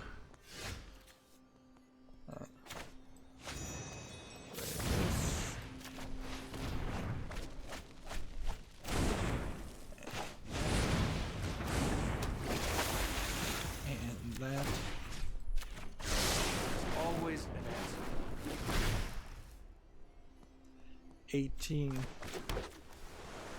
18 cards left in his deck, but it kind of doesn't matter either. because we just attack with that, and we've got a victory. Well, the funny thing is, even if he tried to cast a spell, if he had something to save himself this turn, I have didn't say please to counter a spell and put cards in the graveyard.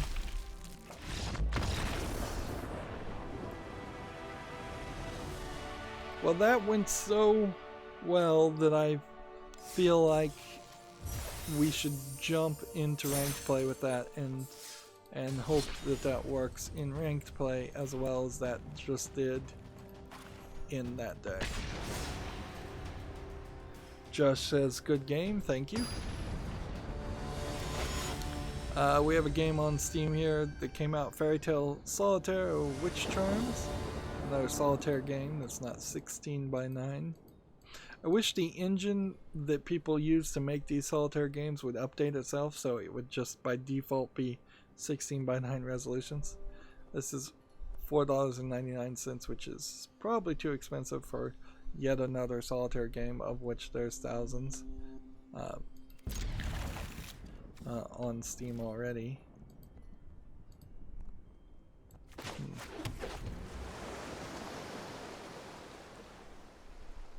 Let's see. TechRaptor has an update to their article. The game streaming software app called Rainway on Xbox One was removed at Microsoft's request. Rainway is apparently some kind of like game streaming service that was in beta, and I don't know if they talked to Microsoft at all, or if they just kind of filled out the basic forms kind of in the way that Steam Direct games get onto Steam without anybody actually important or in power at Valve looking at the games, because this Rainway clearly, in part at least, might be competing with Microsoft's own services, their own streaming service, and so I don't know a good reason why Microsoft would have allowed that. There we go.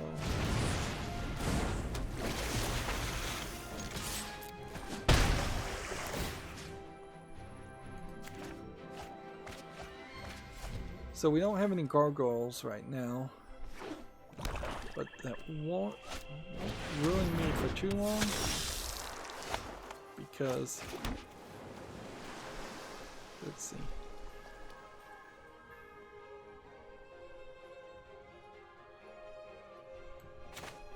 Let's see. Let's see what we do. There. Nope.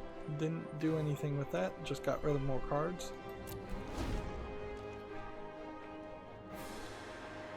I could bring out Jace using Fae of Wishes.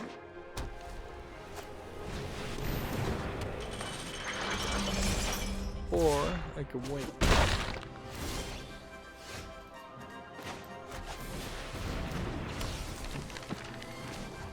Okay. Each player draws X cards, which there's 2 X's, so that means I need 1. Right. Do I want to attack? No.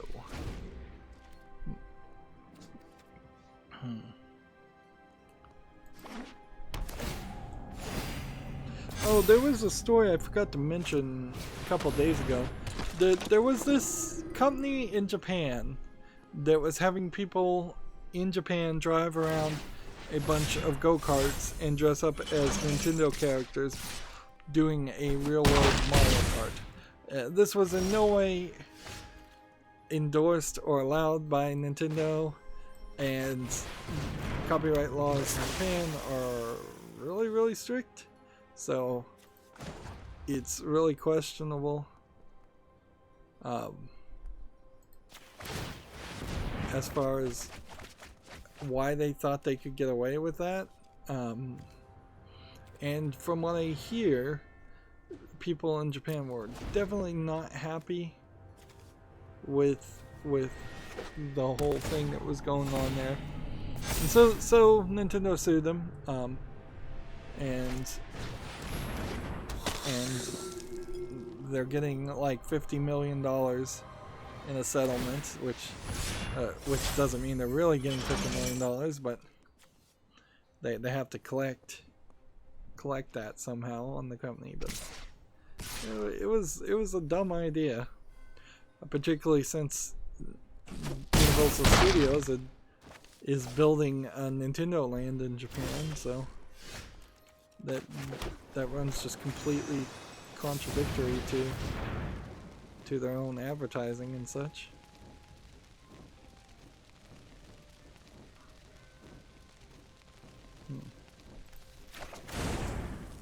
Right, so I need this on the field, and then this can't really do anything. I'm gonna go ahead and attack with these two.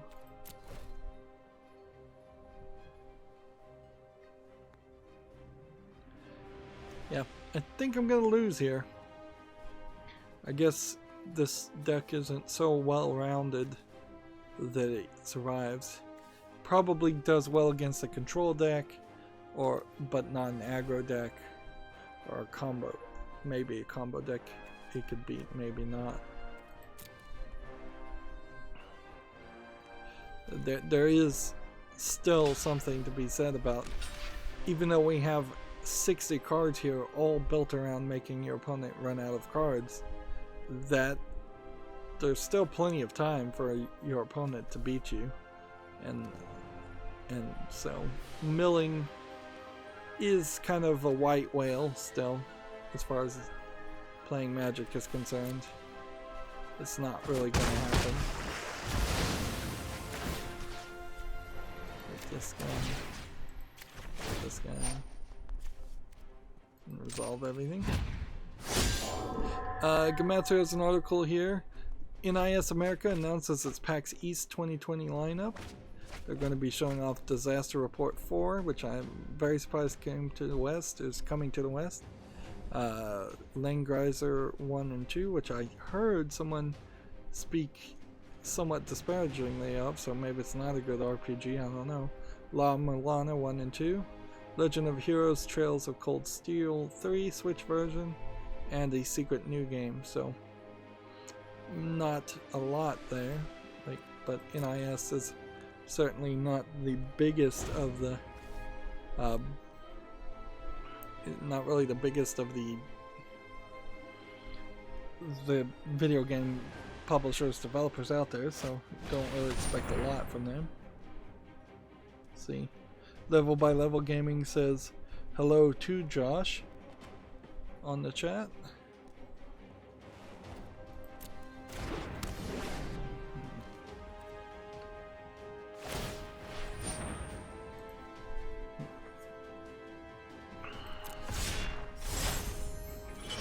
At this point, I should just be auto-passing. Odds are incredibly low I'm gonna survive.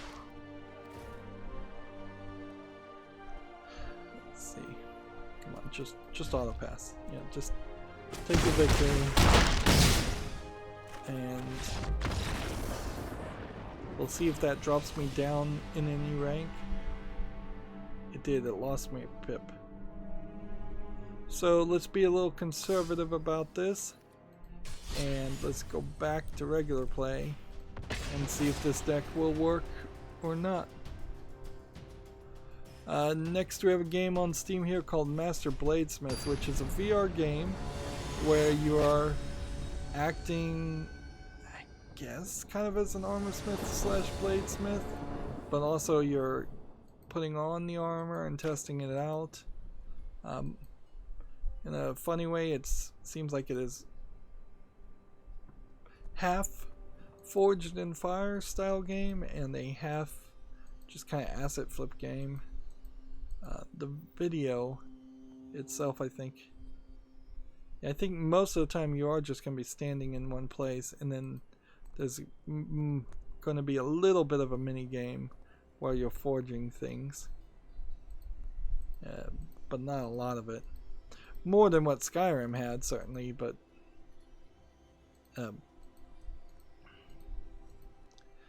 I don't know if digitally converting the act of bladesmithing or blacksmithing, I don't know if any of that really converts digitally. You do have the benefit that potentially people who are not strong enough to actually blacksmith could sort of simulate the process, but you don't get any of the physical feedback or any of the like feel of the heat or the feel of the metal.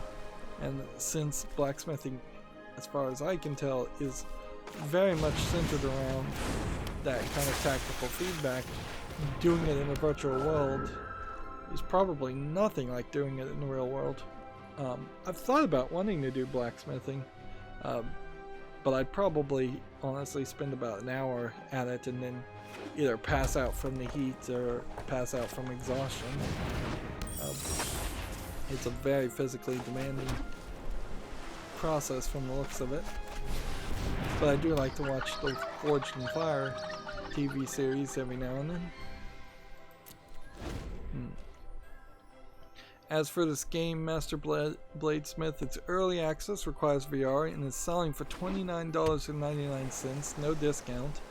And it has English full audio, which makes it just way too expensive. Yeah, even for a VR game, for what it's selling. Like, there is the possibility out there, certainly, that at some point in the future, a $60 or more style game would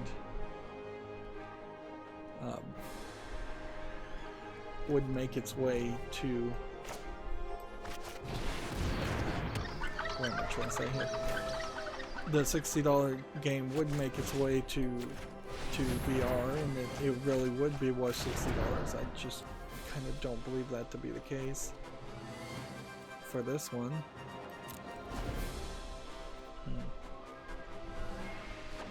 Let's see. Josh responded, "Good day, sir. How's it going?" on the chat. Which, I suppose if they're both looking at the chat and they're talking to each other, I maybe don't need to read out what they're saying, but I didn't bring back the chat on the screen overlay like I had on Hearthstone. There was far too many Hearthstone episodes where that was there, and it was really just blocking the chance of somebody typing something offensive in the in-game chat more than it was there for a good reason, or that there was anybody in the chat talking. I very well might bring it back at some point in the future, if the chat starts to really fly. But also, YouTube has kind of changed how its whole system and chat system works now, so you can kind of get it toggle the chat on and off to your own desires, whereas that was not something you could do back when I set up the system originally. Let's see. Josh says, "No worries at all, just watching and listening to your gameplay." Level by level gaming said, "Good, I saw Rydo was on and decided to hang out. I found him doing Hearthstone, but I haven't switched to Magic yet." Yeah. I don't blame somebody for sticking with something they like. And I'm certainly not going to bother to try and berate somebody because they're playing a game from a company that does a bunch of shady stuff. Life's too short, frankly, for that stuff. If you're enjoying it, enjoy it, and separate the art from the artist. I just switched over because as a streamer I was getting a bunch of people complaining about the whole Blitzchung thing on Hearthstone. Also, I wasn't really enjoying Hearthstone after 5 years of playing it too. Like I totally had my fill of it. Moving on, Gamasutra has an article. Astrobot director Nicolas Duchette is going to lead Sony Interactive Entertainment Japan studio, which we talked about this last stream, but it is certainly not a good bit of information that a clearly not Japanese person is going to be in charge of a Japanese studio. There's just a ton of room for miscommunication and lack of efficiency in that. Typically, if you see some guy come in to an existing studio and he's the new boss in charge, there's a good chance that he was just brought in to shutter the company, and so he'll slowly just lay off people and get rid of them. This article says it's unclear what happened to the former studio head Alan Becker, which also doesn't sound like a Japanese game. He spent the best part of the decade working on Knack, The Last Guardian, Gravity Rush 2, and Shadow of the Colossus. I could almost see how this not really even being anything about the current state of the California office taking complete control of the PlayStation. It might just be that they fired the guy in charge of the Japanese studio because of Shadow of the Colossus taking way too long to come out, and Last Guardian taking way too long to come out. Both of those games were severely delayed, and on some level, somebody must have not been happy about that. Why didn't I tilt that guy? That was stupid. Why didn't I tilt somebody?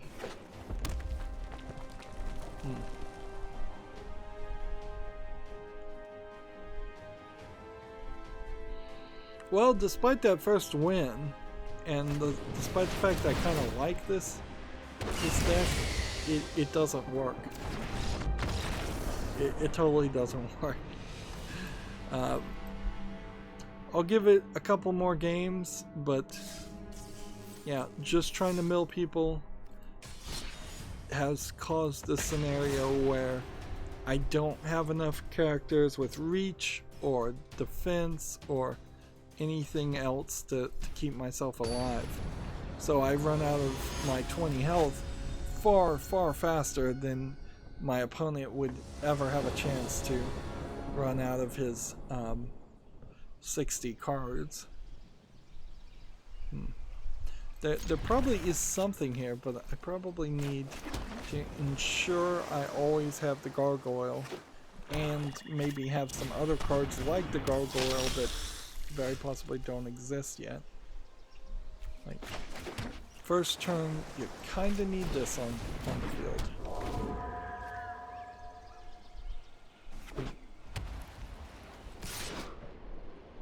This requires 7 mana to draw 3 cards. Wow. So even this card is super expensive to use its ability. If you're just going to use it as a 1/2, I suppose you're fine. Gamatsu has an article here. Daemon Ex Machina is coming to PC on February 13th.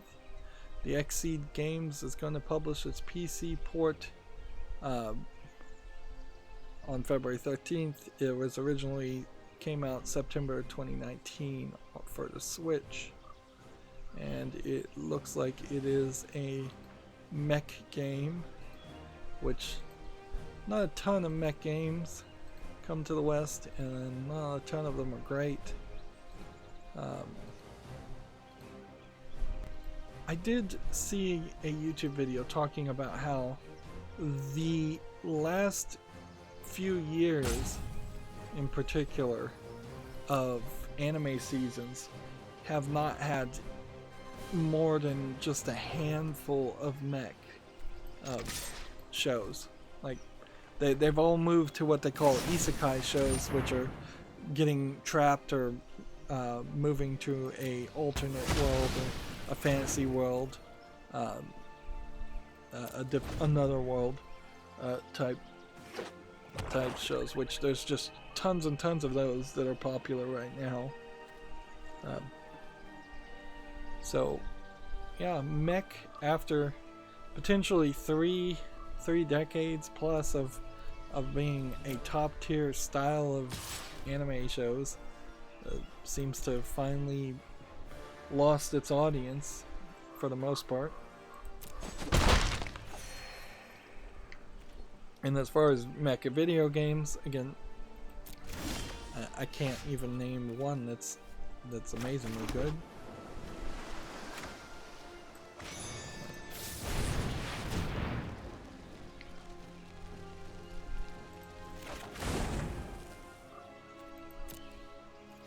Again, I've got too many spells and not enough creatures. I need some defenders. Need to diversify my strategy.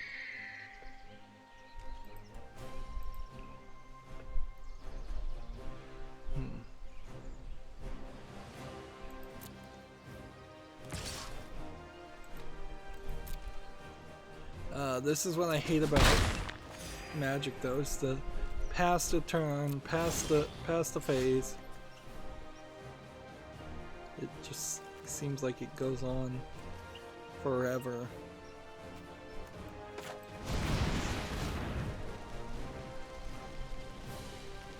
The experience I'd prefer the experience to be a lot more streamlined. Alright. Draw a card.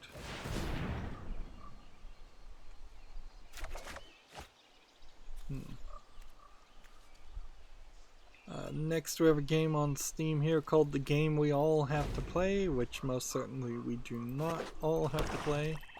You can take a look at it and see it is pretty awful graphics for what looks like a random assortment of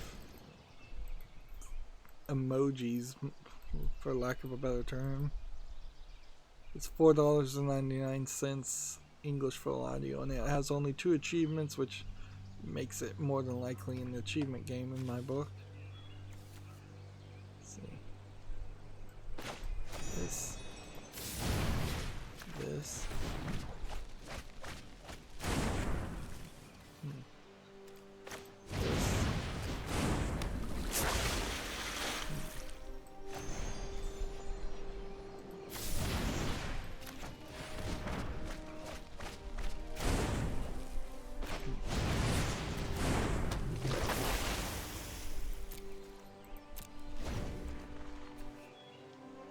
I kind of feel like the strategy here probably is to get rid of several cards that are getting rid of the opponent's cards, and then instead just try and mill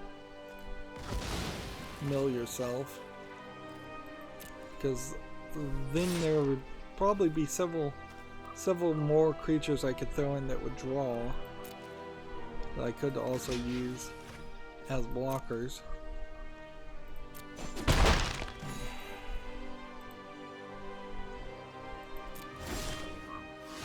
Let's see.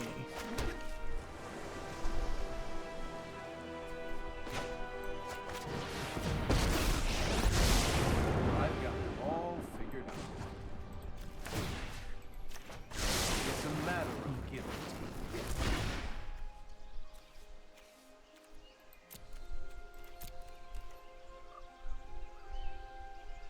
Next we have a game on Steam called Zulip, which seems like it's maybe a mouse game where you're just bouncing around trying to avoid running into balls. They're spinning around a circle. Looks very simplistic in the graphics. There might actually be some concept of a gameplay mechanic in this, but by the looks of it there isn't an actual full game here. It's 84 cents discounted, English only. Achievements, 64 achievements with letters and numbers, which definitely means it's an achievement game at that point.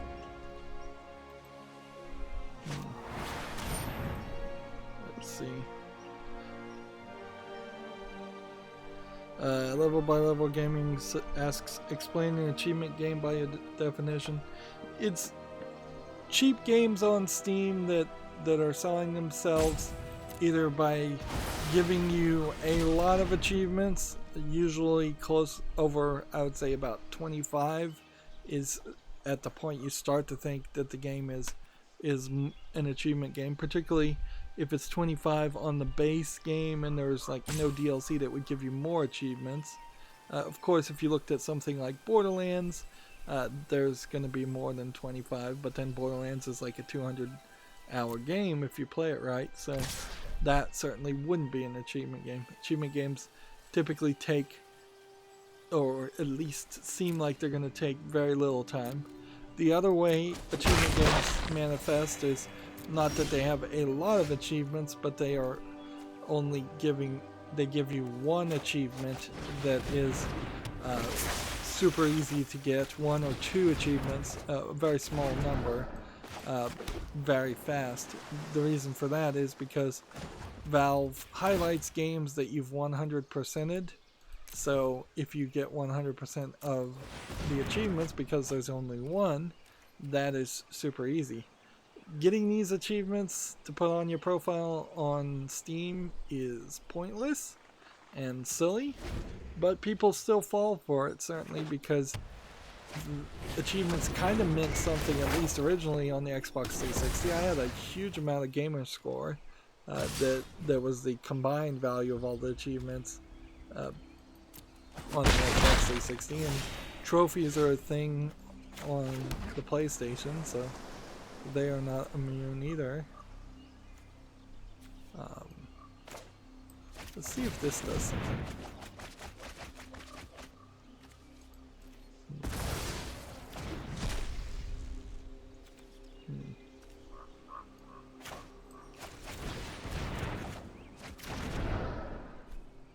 Let's see. How many cards does this guy have? He still has like 54. Still nowhere close.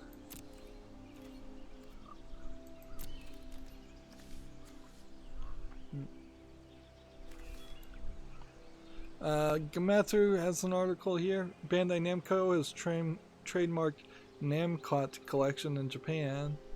Mikage trademarks and 99 Girls Boy Bullseye. So let's see. Let's see what they can break down here. Namcot was the brand name that Namco used for console games publishing business from 84 to 95 before consolidating everything under Namco. Okay. They also trademarked Taiko Pop Tap, which was also trademarked in Europe, and Sta Mass, which is often the abbreviation for Idolmaster Starling Season.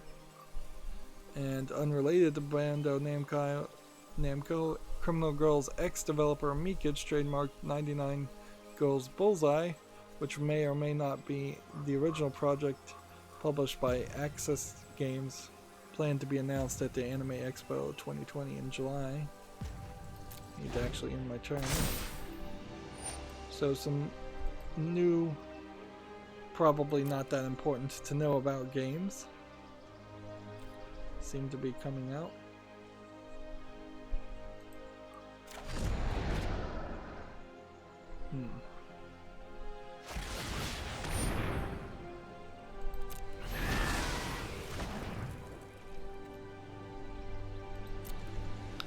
This is basically the second time I've tried to build this deck, so it would actually have a and I thought it might actually work this time.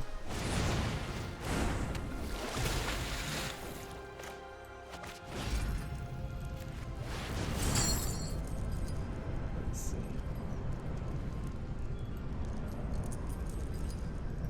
Now the only thing you want to be careful here is to not escape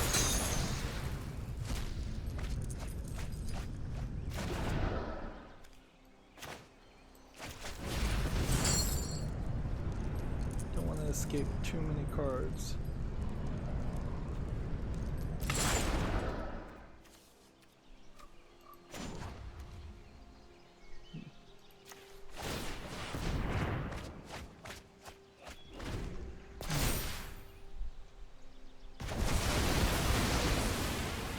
Well, I went my graveyard. I guess I should have escaped at that point after all. That was dumb. This guy still has 32 cards in his deck, so it's hardly like I'm gonna die or win. Play this, and then we draw. Let's see, 5. Can't do that many. 4. Draw 4 cards.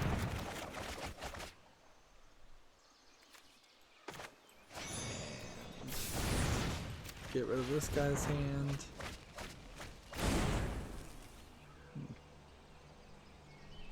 Well, that gets him down to 36.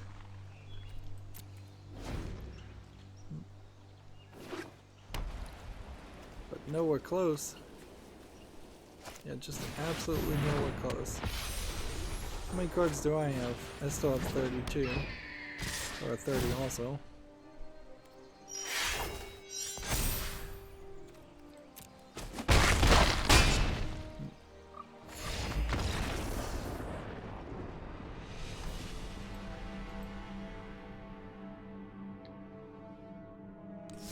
So, yeah, let's go back and try and edit this deck. Spent way too much time on this. We want a creature that draws cards. Is what we want.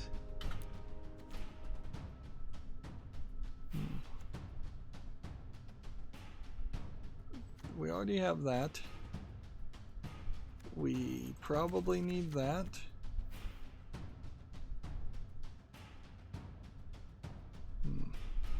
We might be able to buff up on that, so we should try that.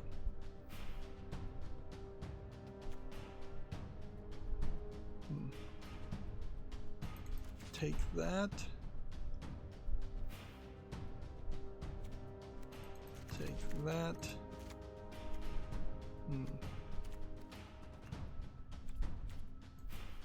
We've got some flying cards that also let us draw.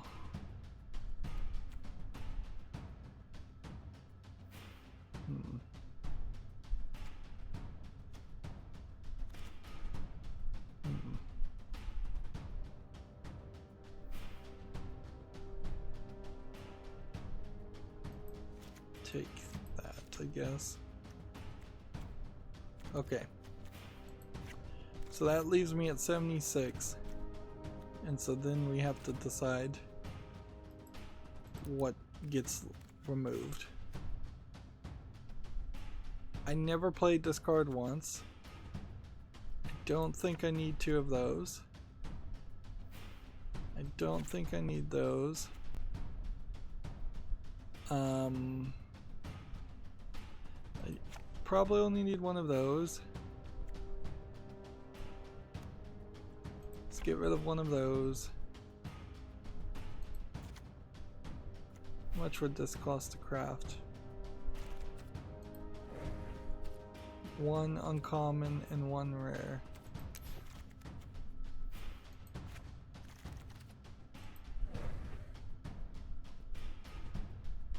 No, that would be a rare card to craft these. Which I have like 20 rares, so maybe there's something to be said for that. It's gonna be dangerous to do that, certainly.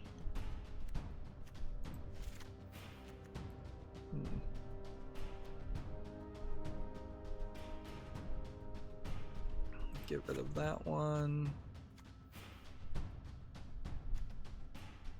Get rid of 1 of those.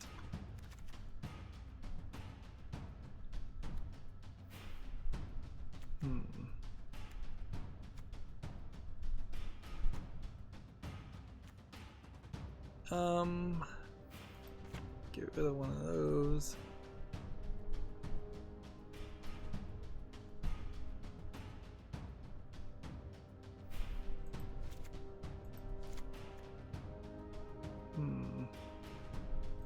Get rid of all of those because that's not very good.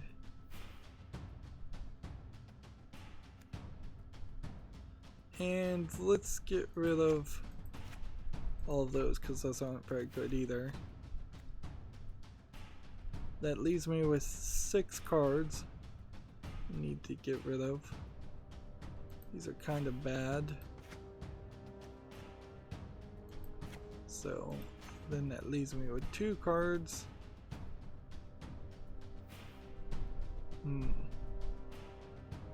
This is not needed.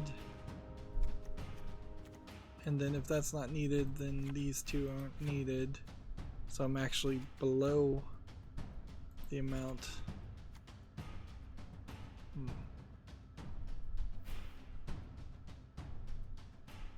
Let's see. And how many would this do? 3 wild cards, 3 rare. I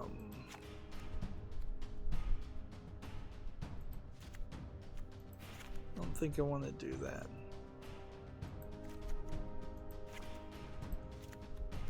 So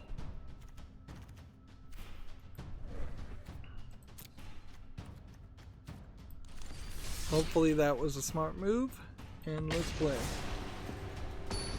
Let's see.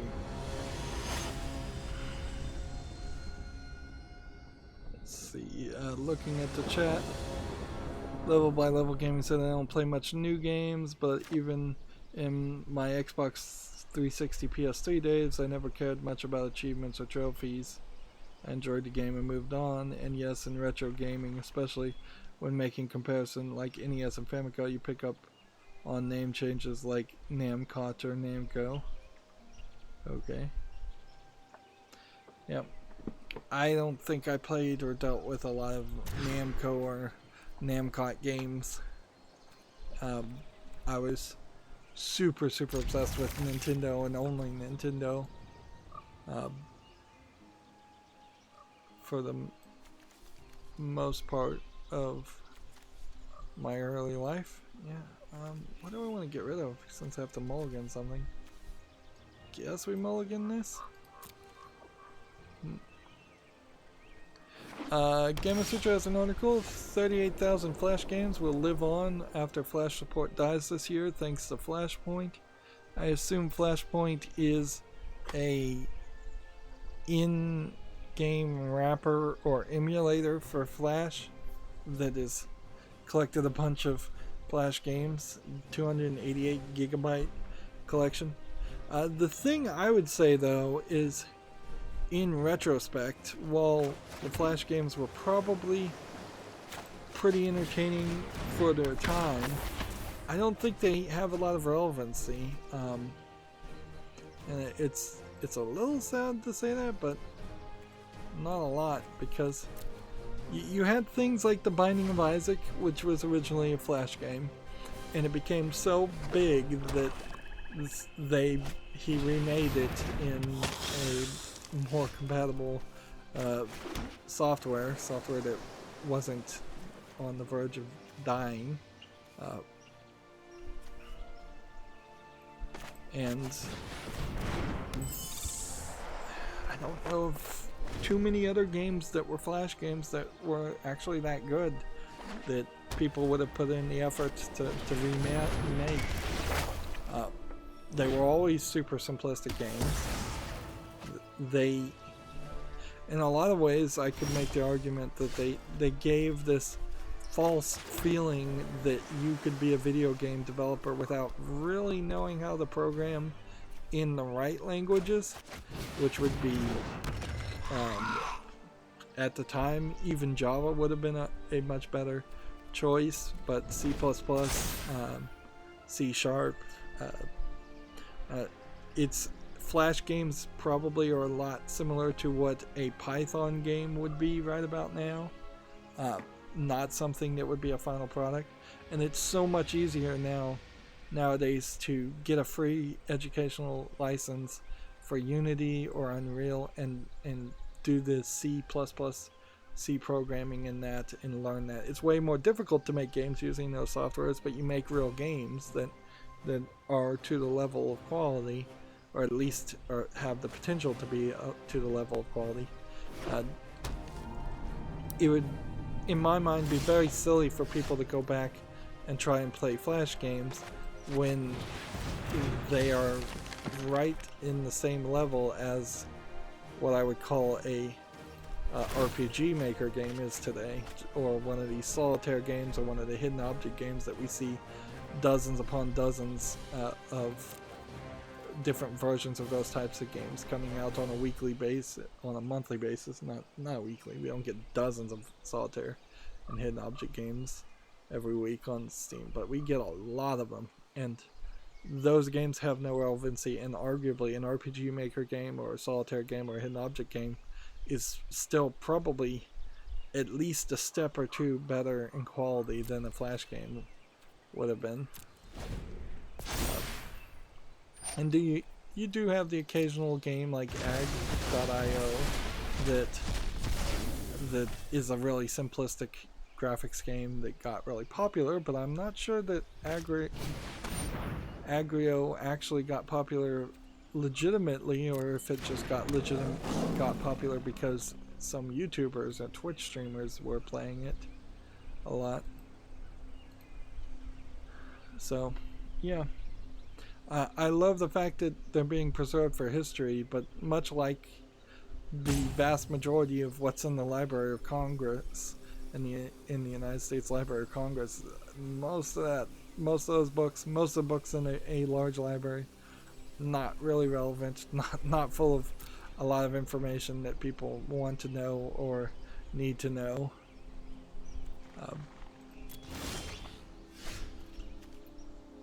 Let's see.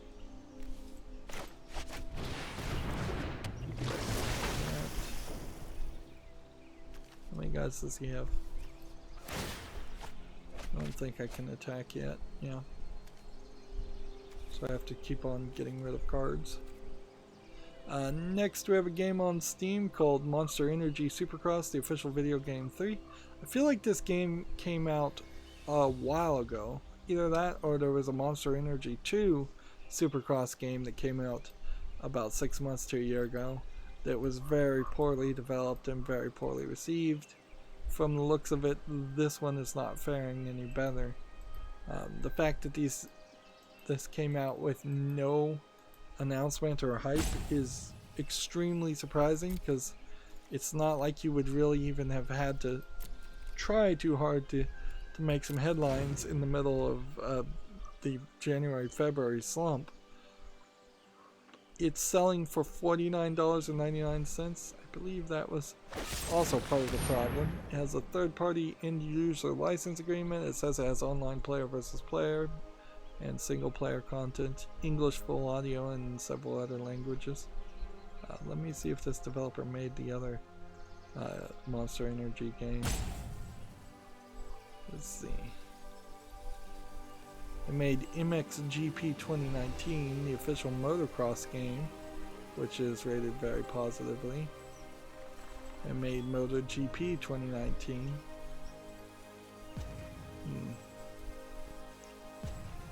So, I'll resolve this here.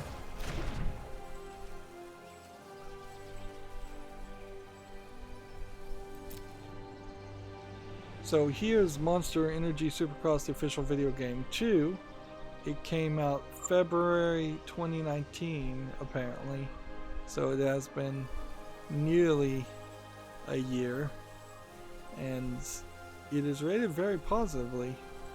It is also selling for $49.99 with a bundle that really bumps it up to $75.49. And yeah, that seems a little too greedy. Let's go back to 3. See if there's any DLC on it right now. There is one bit of DLC for $3.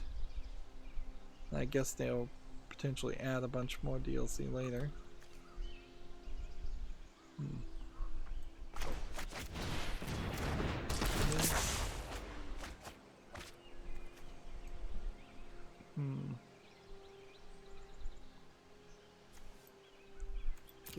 one of those cards and play this.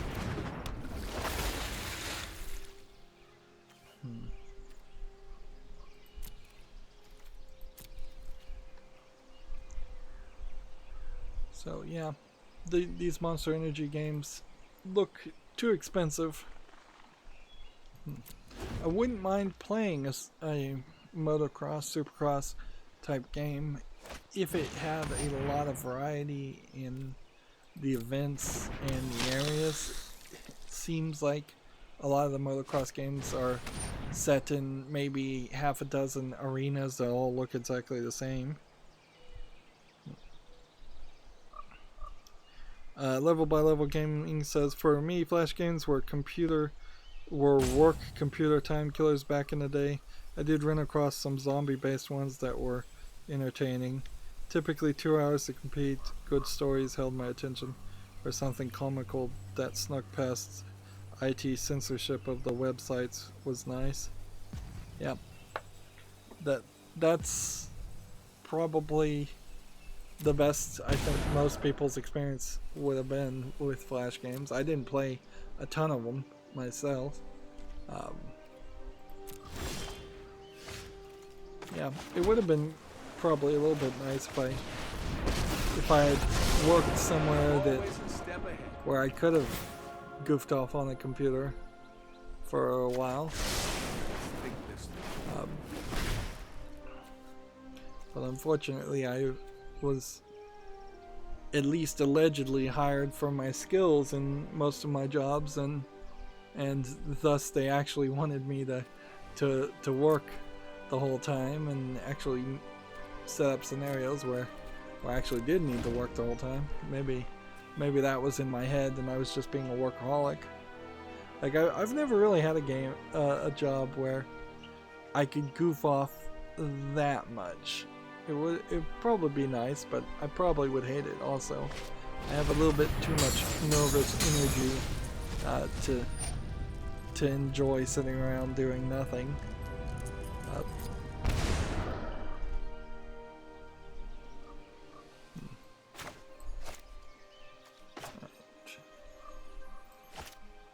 Can't play that. Let's see, next we have a game on Steam called Tile Conqueror, which looks like it's a badly animated strategy game of some sort. Doesn't look that interesting. I had a thought for a chess game, and I probably shouldn't say this out loud,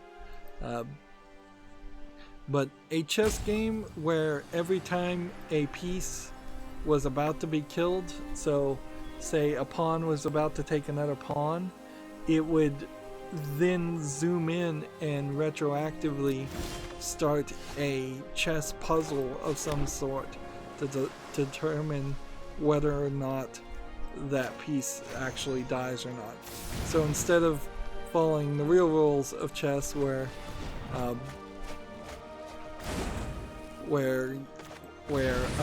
pawn would just die by default, you have a chance to save your piece, and perhaps by solving a puzzle or playing a small snippet of famous chess games. It's a matter of guilt. I thought that was an interesting concept that maybe would work. Although, in all truthfulness, you can only sell so many people on chess anyways, so battle chess is probably the most popular chess and will always be the most popular chess, simply because it was reaching out somewhat to a new audience by being comedic and highly animated for chess.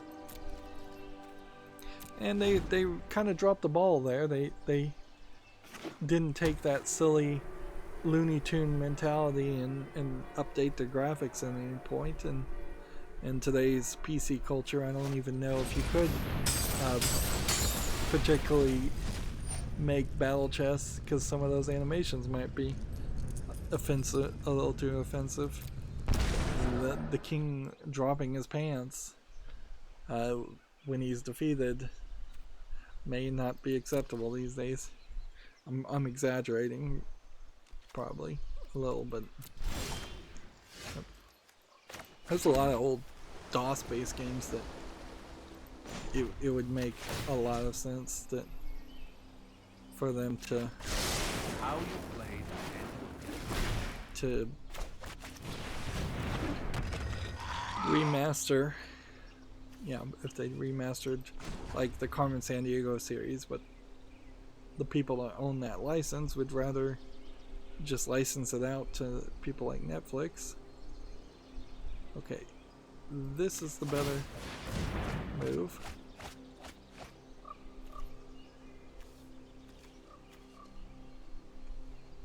Then I'm gonna attack with this and this. I have 40 cards, he has 21.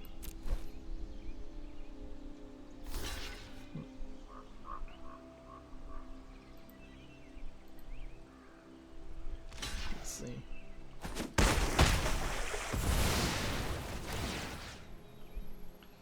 Let's see.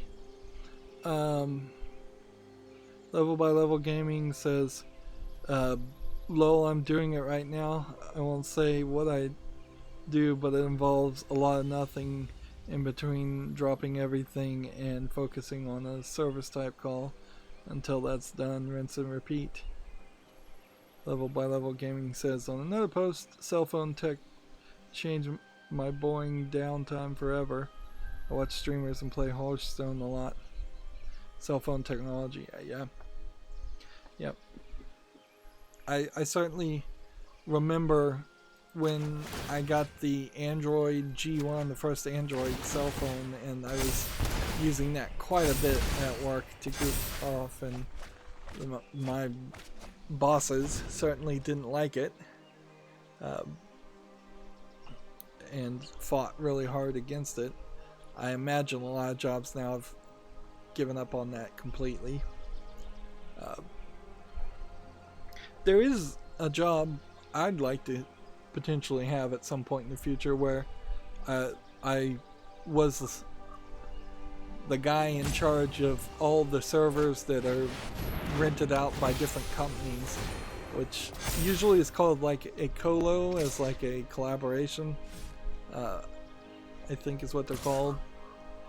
But I'm not sure. Yeah, you have to be maybe even a little bit more skilled and qualified in computers and server and network technology to get that job. On the other hand, those kind of jobs you don't do a ton. You just make sure the servers don't explode or the power doesn't go out, and particularly if you're working like an overnight shift, you probably don't have to take a lot of service calls. And that was certainly a job that would never have occurred to me when I was a kid, that you could work on server computers, because even as a person who took a lot of IT related education, programming classes and networking classes and things like that, there still wasn't a lot related to networking and building servers and building virtual machines and things like that.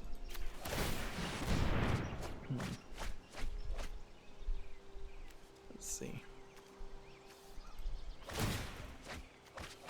I didn't mean to do that.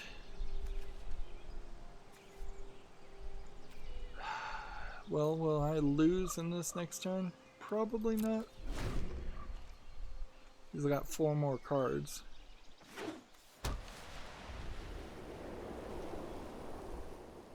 So I can kind of make this guy lose in the next turn. Gamatsu has an article here. The PS4 worldwide shipments have topped 108.9 million units. So does that put it in a new level? Because the sales and the numbers of shipments are, well, shipments are different than sales, but the number of sales and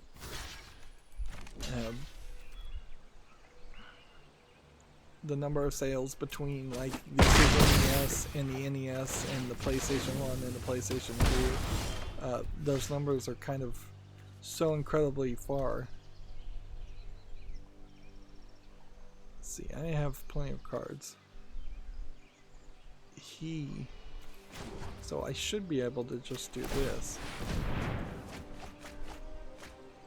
And then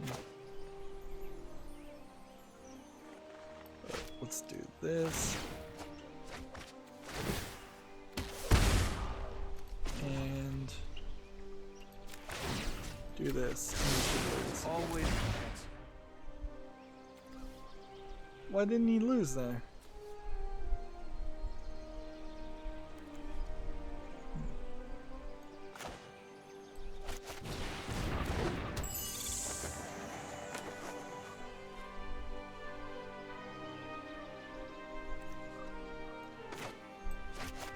Well, I don't know why he didn't lose, but I'm just gonna do no attacks and end the turn and win that way.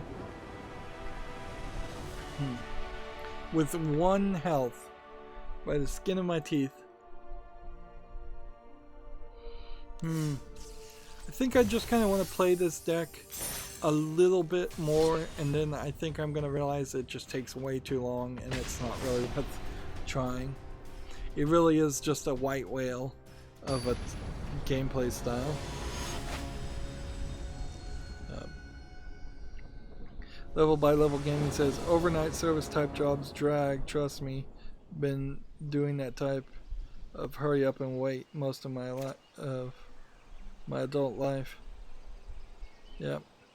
I definitely know overnight jobs are not for most people, but my insomnia and my sleep schedule has always been more suited towards working a second shift or third shift type job, something where you show up at maybe as early as 4 in the afternoon and leave at like 2 or 3 in the morning, or maybe as late as 10 in the evening to start your shift, and then you work till 6 in the morning. I did work a third shift job like that, and the hours were fine. The problem that really got me on that was I was the only person in the entire building at that time, and it wasn't a particularly well-paying or good job on top of that, so there was a lot of other factors. Being a little bit isolated while doing a job kind of sucks, but also I was a lot younger when I did that, and I certainly think I could handle it now just fine. If anything, after having worked a job where I was the only person in the building for my entire shift, I've worked several jobs where I've had to deal with a lot of people, and in retrospect, dealing with people is way worse. And of course, I could never find the ideal job where I don't have to show up at all and they just give me money. It's like, I think that's just called blackmail. but yeah. Even being a YouTuber, there's always something that isn't as good as you'd like it to be. It really, really sucks as a YouTuber trying to schedule all the videos and get all that to happen. Let's see. I'm gonna go ahead and put that in the graveyard. And then I'm gonna go ahead and attack with this.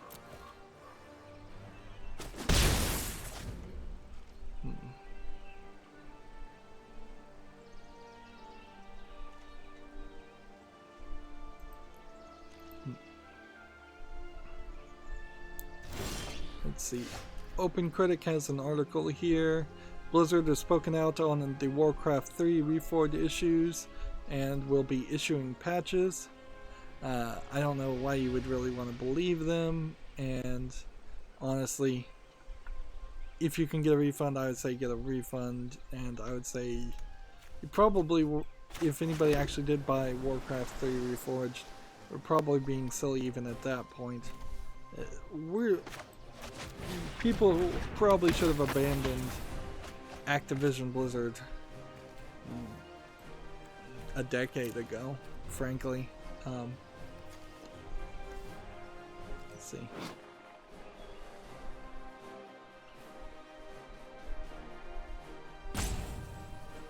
Let's see. Well, this would let me draw one card. Like, that's all this would do. So I don't want to really do that.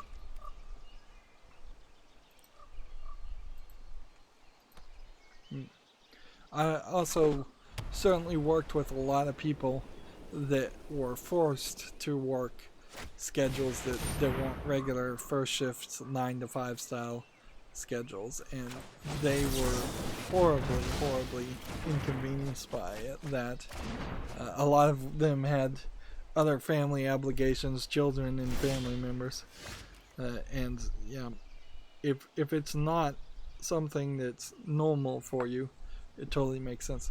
Also, most of the time there's not a lot of reason why most businesses even need to be open overnight.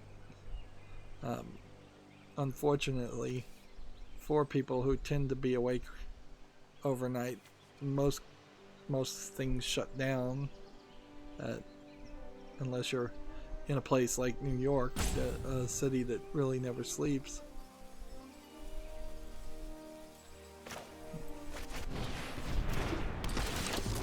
Let's see. What do I want? Otherwise,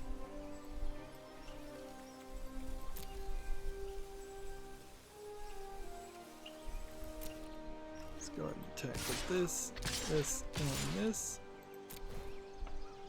Moving on, Open Critic has an article here. The Wonderful 1-to-1 Remastered campaign is a huge success. It seems like it. It was. Although, there was some talk here that this was probably a game that was already in development, and so you're basically just pre-ordering the game, and there's a little bit confusion whether when you support the Kickstarter for Wonderful 101 Remaster, it says you get a digital version of the game. You might end up with a digital Switch version of the game instead of getting the version on, say, the PlayStation 4 or the PC, which were extra goals that were funded too. The Steam version was a stretch goal for 250,000. PS4 version was 500,000. Time attack mode is $1 million. And a side-scrolling adventure called Luca's First Mission at $1.5 million. It's a lot of islands there, but whatever. Let's see.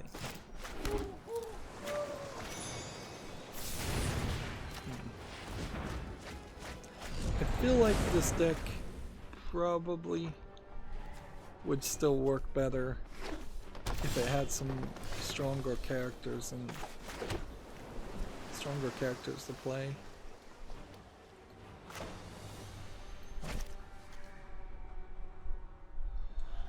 Let's go ahead and put this on the field.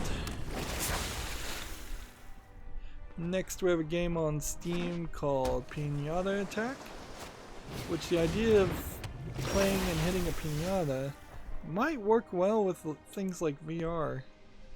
Although I don't know if there's enough of a game here to be particularly interesting. It seems like there's one pinata that is in several different asset flip locations, whereas you'd probably want multiple pinatas in one location more.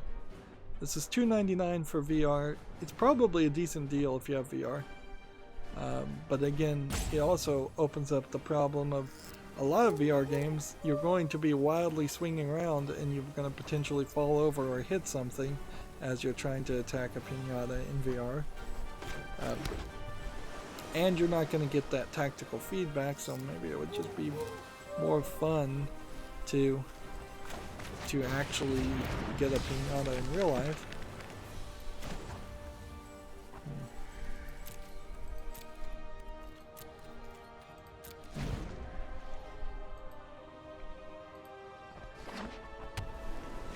Let's see. Next we have a game on Steam called Dragonfang Drawn's Mystery Dungeon from Degacia Games, which I'm not sure if they do good games or bad games. This one is mostly negative as a free-to-play. Looks like a mobile kind of Legend of Zelda. I think it's a roguelike thing where the levels are randomly generated. See, if it's free-to-play with in-app purchases and it's English and Japanese, I'd like to see why people hate it. Let's see. A review here says, can't really recommend it in its current implementation, but the game design and gameplay itself is actually pretty fun. But they are over monetized, the ever-loving F out of it. Literally every flavor of freemium nonsense that a mobile game might have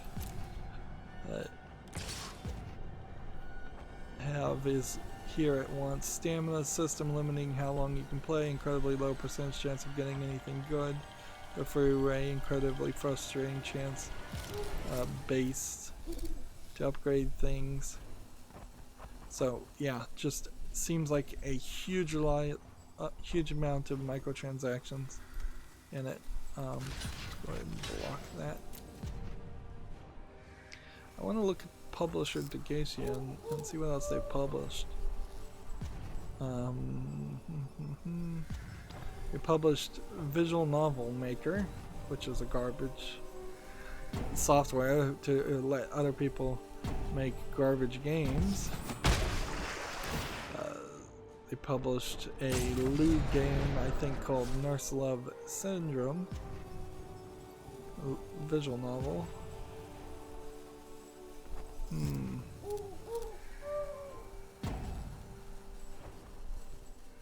There might be a couple things here of interest, but not a lot.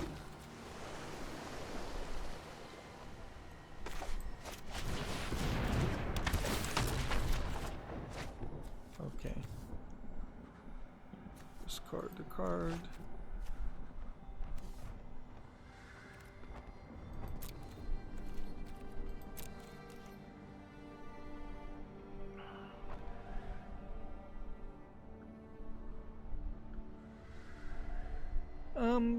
Yeah, there's several games here.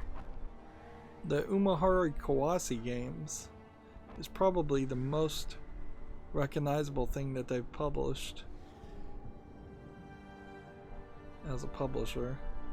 But also I think a lot of their games that they've published have been made by different companies, so that's a problem of them, Valve, letting publishers pretend like they were the creators of several different games that were created by several different people. They published the game Skyborn, which is a game I did a quick look on as a RPG Maker style game.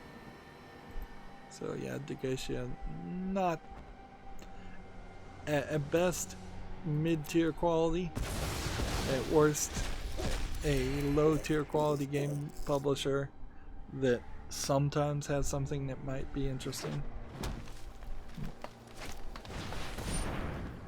Yeah. Let's see. Next we have an article here from Gamatsu. Hero Must Die Again launches February 26th for the PS4 and PC, and the 27th for the Switch. It's a fantasy anti-RPG, which I don't know what anti-RPG means. I'd kind of like to see it. The hero starts at his strongest and grows weaker as the time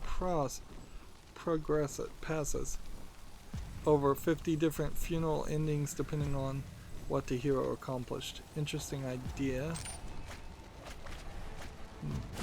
Although I would argue that's not the opposite of role-playing. That's the opposite of leveling, so it would probably be better described as an anti-experience or anti-level up game. Also has 8 unique heroines to woo. That's an interesting concept. I'll have to keep an eye on Hero Must Die Again. I guess the name makes sense now. Let's see. Go ahead and block. Next we have a game on Steam called Stray Light, which looks like a VR swinging flying game. Doesn't look like it's much of anything else. Just a bunch of 3D objects. $16.99, English only. Yep. Pretty much unimpressed.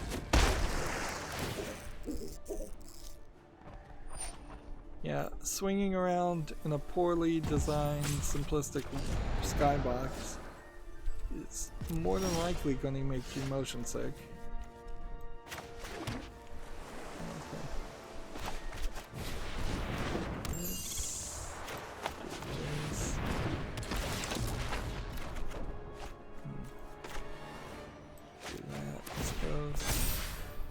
How many cards do I have?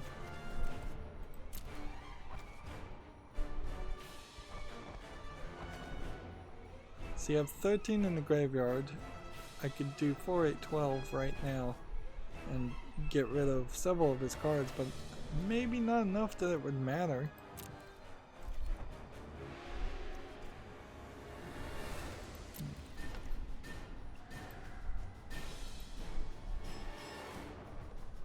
Well, this would be good news from OpenCritic, or interesting news if it weren't Konami. Apparently Silent Hill and Fatal Frame movies are in development. I assume that they will probably be in development hell forever, although there have been previous Silent Hill movies, so maybe it will actually make it all the way to release. As far as a Fatal Frame being developed and released in the West, I don't think it's likely. Clearly this is just Konami licensed their products to some desperate movie production house. And maybe the movie production house will be desperate enough to actually put the movies out in theaters. But frankly, at this point, if it's not a Disney movie, that it seems somewhat unlikely that it would get many theaters or many showings at all. Disney is trying to monopolize all the screen time and all the screens whenever they have anything in theaters. And they've got enough movies to almost always have something in theaters.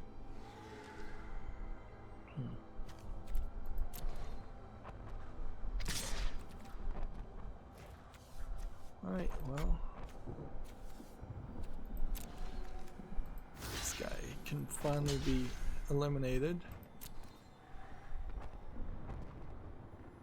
And that's going to open the door. TechRaptor has an article here, the worst games of the 2010s, which might be slightly interesting, but it is kind of negative too. 2 Bubsy games, I don't think too many people would argue against that. Afro Samurai 2 Revenge of Kuma Episode 1, I don't think anybody would even remember that. Roller Coaster Dreams, Roller Coaster Tycoon World, and Roller Coaster Tycoon Joyride. I think those were bad games, so I wouldn't immediately argue with that. A game called Gene Rain. A game called Big City Stories. I wish there was more pictures. A walking simulator game, it seems, called Drowning.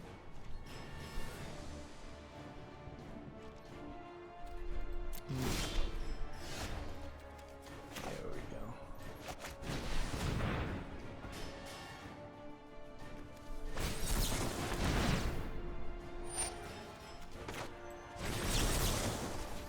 So I'm going to counter his counter And then resolve.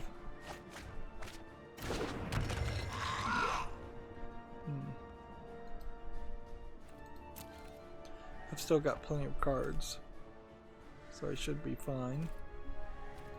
Now, there's really no reason why I can't start attacking.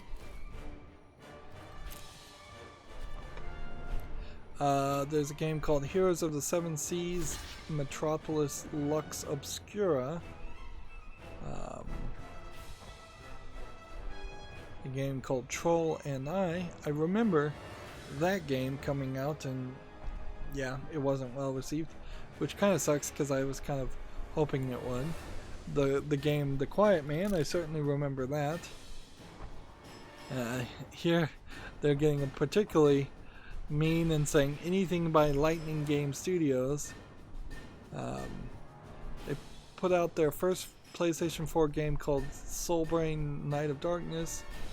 The game was full of stolen assets, and the trailer soundtrack came from Ori and the Blind Forest. There was a character model from Terra. Okay. Moving on, there's a game called Farnham Fables.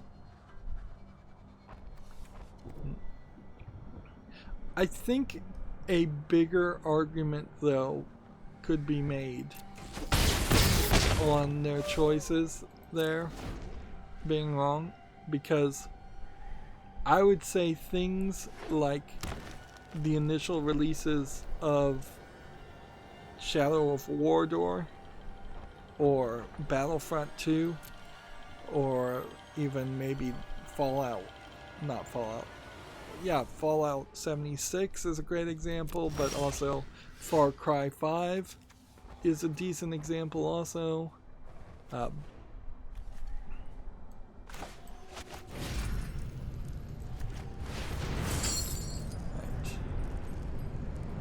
We don't want to get rid of specific cards.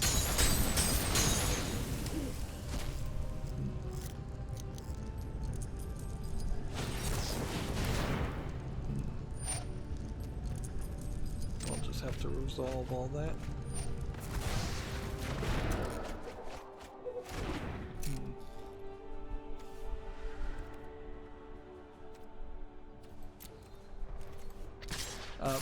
Yeah, there definitely are more important games that were bad that had a lot more impact than, say, games from Lightning Game Studios that I didn't even hear about. You could, if this was Jim Sterling making this list and he put Digital Homicide as making some of the worst games in 2010, I would feel the exact same way. It's like, sure, those games are bad, but those games are not impactful. They were not expected to be anything. Where there's plenty of lists of canceled games that have to also be considered as maybe some of the worst games of 2010 because they just didn't come out. You could at least have a separate list to say we're excluding all the games that were just canceled. But there definitely were things that came out also that are bigger. And yeah, you could probably make a decent argument against you could probably make a decent argument against some other kinds of games that came out and just weren't as fun as they should be. We haven't made any progress on playing the black cards, have we? Alright, well, let's go back and let's just play some standard ranked and play this and do this. Yeah. Like, I could argue every single bad game on Steam that came out in the 2010s is terrible, or I could argue that Steam Direct is terrible as one of the worst games if I was going to be really loose with the rules. Or I could argue that the Epic Storefront is one of the worst games that come out in the 2010s. Epic Storefront and its exclusives has way more of a negative impact, in my opinion, on gamers than some terrible asset flip game on Valve Storefront on Steam. Moving on, Gamasutra has an article. The Sony Interactive Entertainment's VR-focused Manchester studio is going to be closed down. So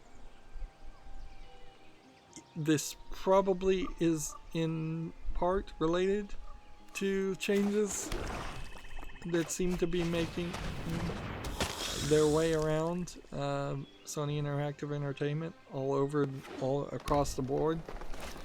What's funny here is that why would you lay off the studio when they just a couple days ago hinted at, if not directly said, that a VR version 2 was in development for the PlayStation 5.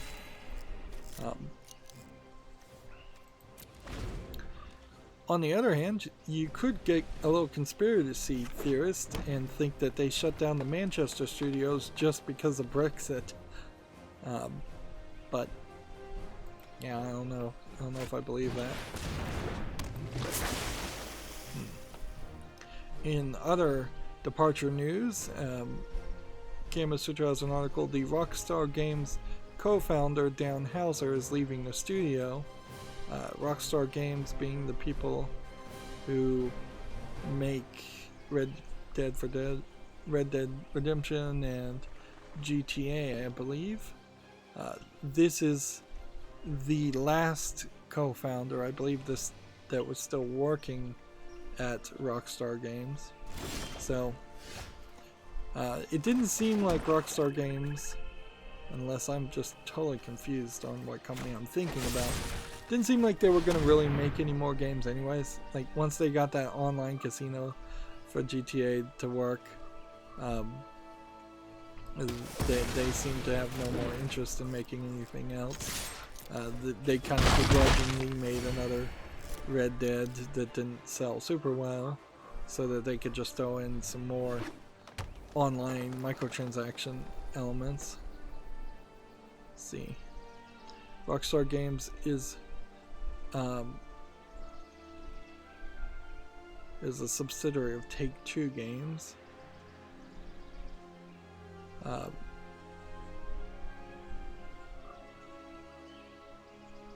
But yeah,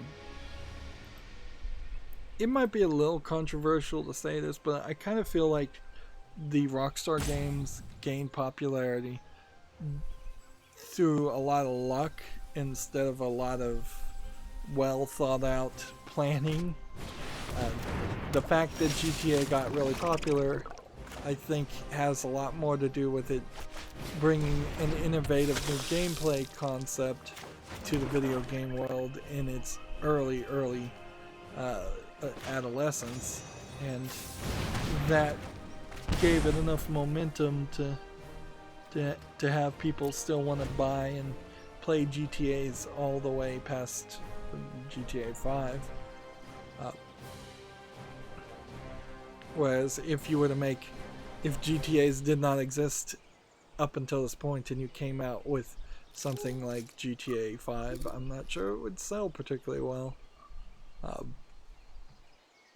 People would say it's a low effort copy of something like Zelda Breath of the Wild with just a lot of silliness and violence for no reason.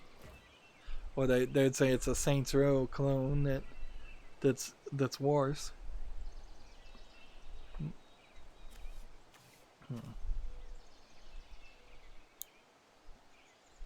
Let's see. Moving on, Gematsu has the Famitsu sales, which you can seek out, I suppose. We'll just see if there's any PS4 games that sold. Yakuza Like a Dragon and Dragon Ball Z Kakarot. Otherwise, it's all Nintendo games, as it was, I believe, last week also. Didn't seem like the 2 weeks changed too much. But then the Lunar Chinese New Year stuff was going on, so I wouldn't be surprised if too much didn't change. Also, the whole coronavirus epidemic is going on, so I wouldn't be surprised if Japanese people are not particularly going out to shops and spending extra time outside just in case.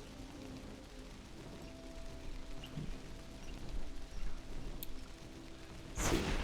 Gamma Sutra has an article here. Yacht Club Games is hiring a marketing/community manager. Which, I guess if you're interested in that, that would be in LA, California.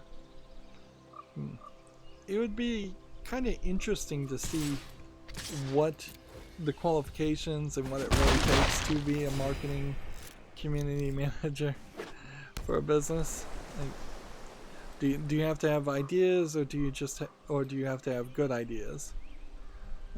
Is the question I would have there, because there definitely are a lot of positions, it seems like, particularly in video game companies, where if you can get the job, you can then just really screw up the job and not do anything or not do much successfully.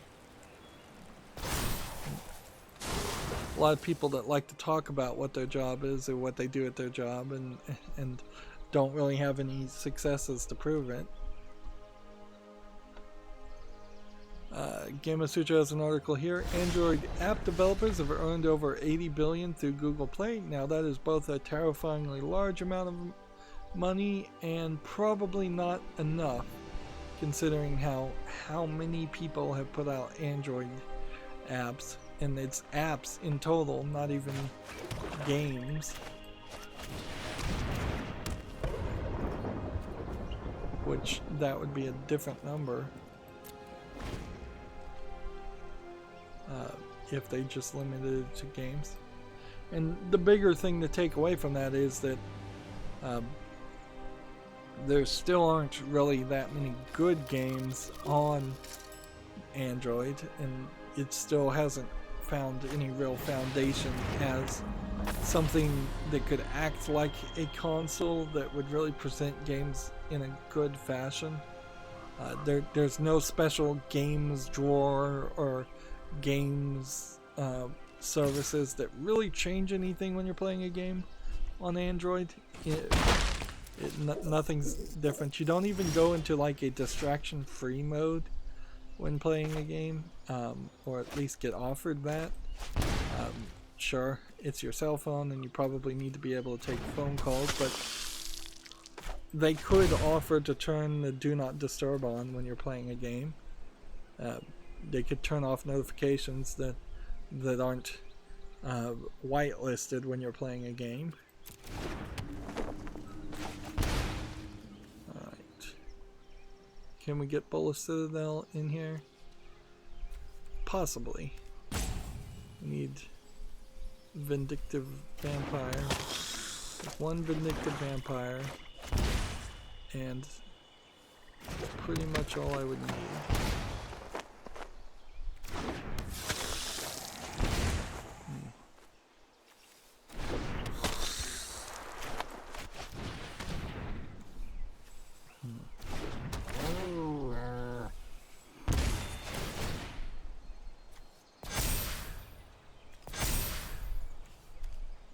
Well,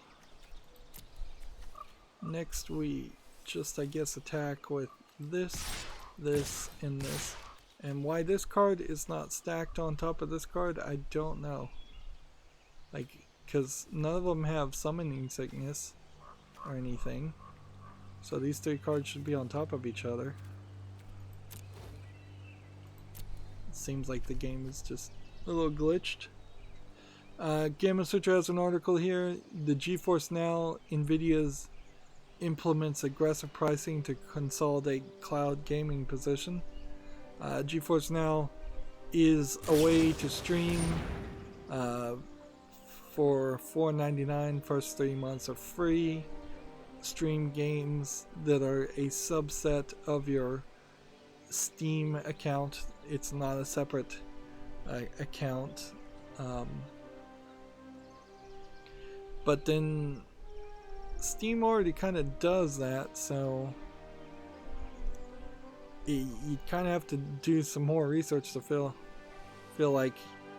out if it's really offering anything new. Maybe Steam only streams games inside of your local area network, and GeForce Now streams games around the internet for however many people that would actually be helpful.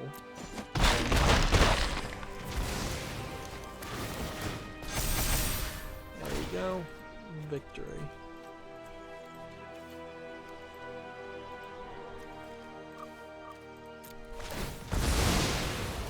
This person didn't know Bullet Citadel can do 10 damage, obviously, because they could have blocked one attack and that would have been fine. There's some weirdness though with the GeForce Now ability though also, because founders of the premium subscribers will get priority access to the servers and will be allocated to stream for up to 6 hours per uninterrupted session versus 1 hour for free members, and to get access to the latest RTX ray tracing GPU based servers in the cloud as they become available. So in the back end they also put in some RTX graphics cards that are streaming this information. So GeForce Now might be something that would work for people with relatively weak computers, people that can't afford to buy a like 2070, 2080 graphics card, but still want to play PC and still have a large Steam account.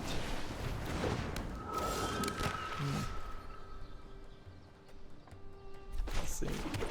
Gamma Sutra has another article here. Now is out of beta. GeForce Now offers cloud-based streaming of owned games from Steam and EGS, which I don't even know what EGS is.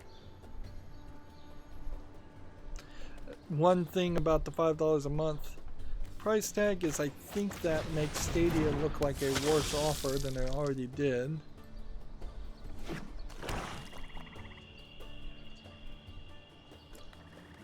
Gamma Sutra has another article. Capcom credits the jump in profit to increasing interest in digital sales.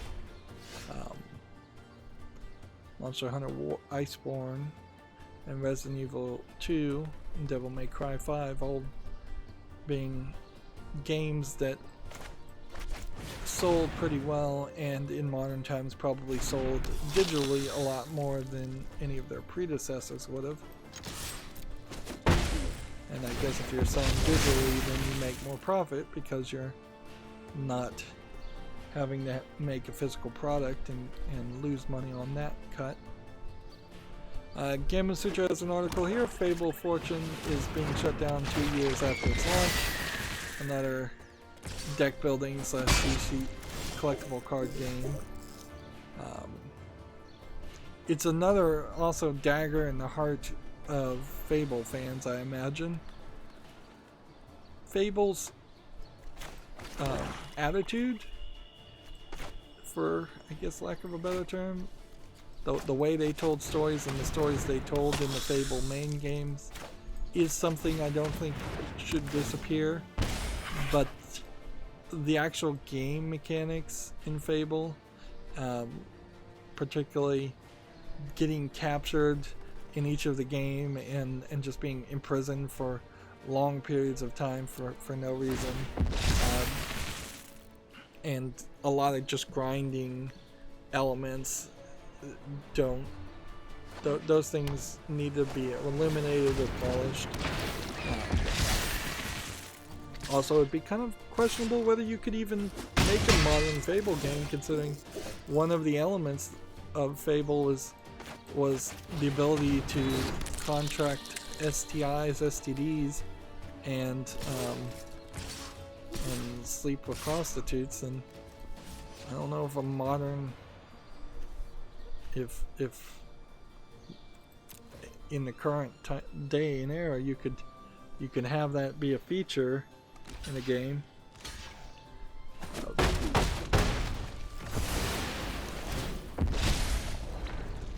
Let's see. Moving on, we have a game on Steam here called Elemental Abyss, which looks like a positioning RPG game.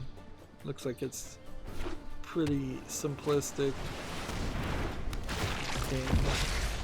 It has a little bit of polish on it, but it also looks like it might be a mobile game port. Probably a cheap Chinese game if I was to guess. Early access, English not supported, $5.99, Chinese only, yeah. So my guess was not off. Not wrong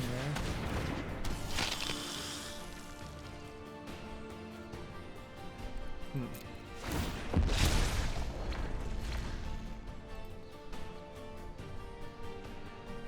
Game of Sutra has an article here. The first ever UK games industry census highlights a need for more diversity.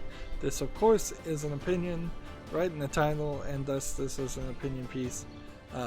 Also, logically, how could the first ever census of anything highlight anything? Like, you've literally just taken the baseline count of things. Unless you're trying to make an argument that the games industry census has numbers that are, or percentages that are way off what the general census of the UK would be.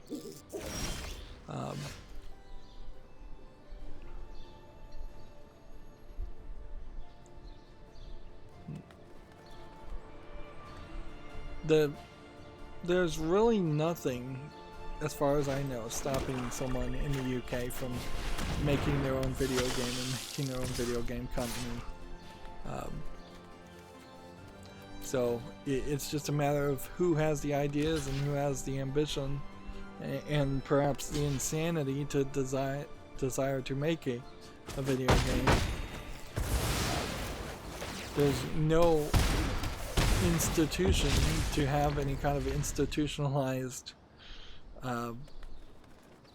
like discrimination. Then I guess we could get into a bigger argument about, or question at least, about what does diversity guarantee you, and what kind of diversity are you looking for? Diversity in race, gender, orientation, all the SJW checkboxes, or are you looking for diversity in thought, opinion, beliefs, which would frankly be more important, in my opinion, when creating something artistic, that you expel your thoughts and opinions and beliefs into. Even a diversity in experiences is more important than just what you were born as. Like a rich African guy that grew up in a gated community probably doesn't have too much of a different experience than a rich white guy growing up in a gated community.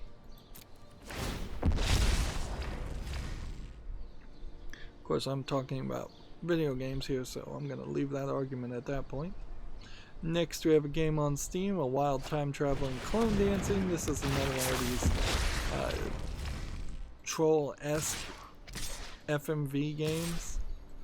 I don't know why people buy these, and I don't know why these are particularly allowed on Steam, but I kind of get it. It seems like they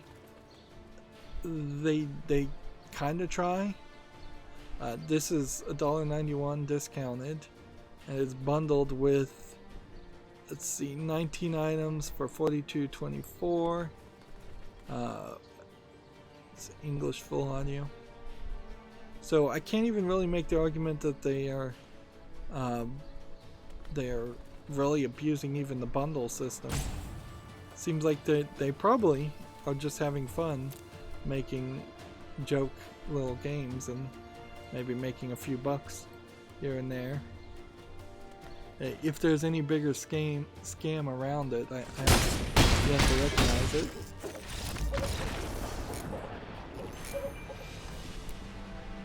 Next we have a game on Steam called Slaughter 3 The Rebels, which kinda looks like a PS3 era first person shooter. I've never heard of this developer publisher. They want $5.94 for this, first person and single player only, full audio in Russian. So is this a Russian game that's actually a good game and not just a Russian troll game? Let's see if this developer's made anything else. No. Well, this looks good enough, although whereas Slaughter 2 and Slaughter 1, I'm fairly certain I kind of remember a game called Slaughter, but it could have been a completely different game. This just does not look bad enough that I can dismiss it as a Russian troll game or just a bad game. So I'm gonna put it on the follow list, and we'll see what the reviews say.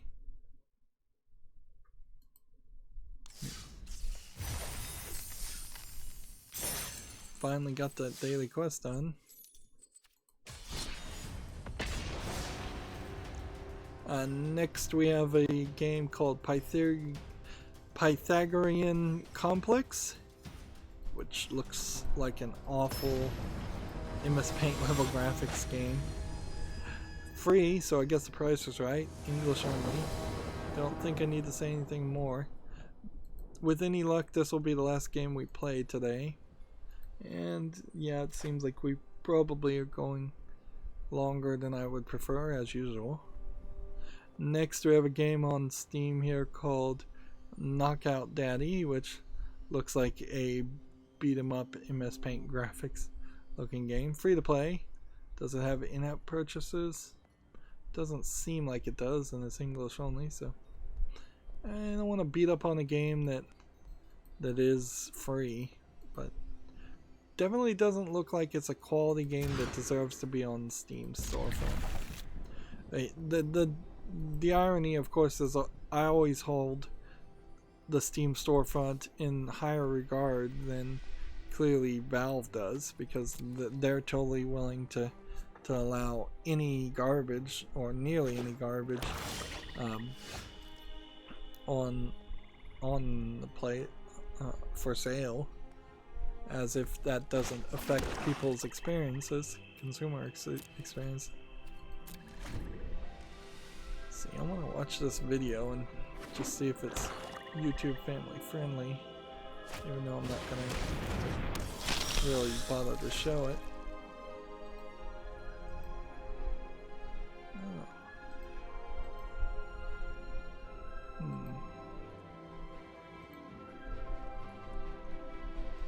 Interesting.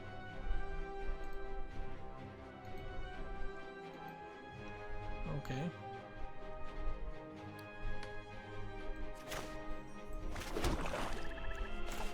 Just on the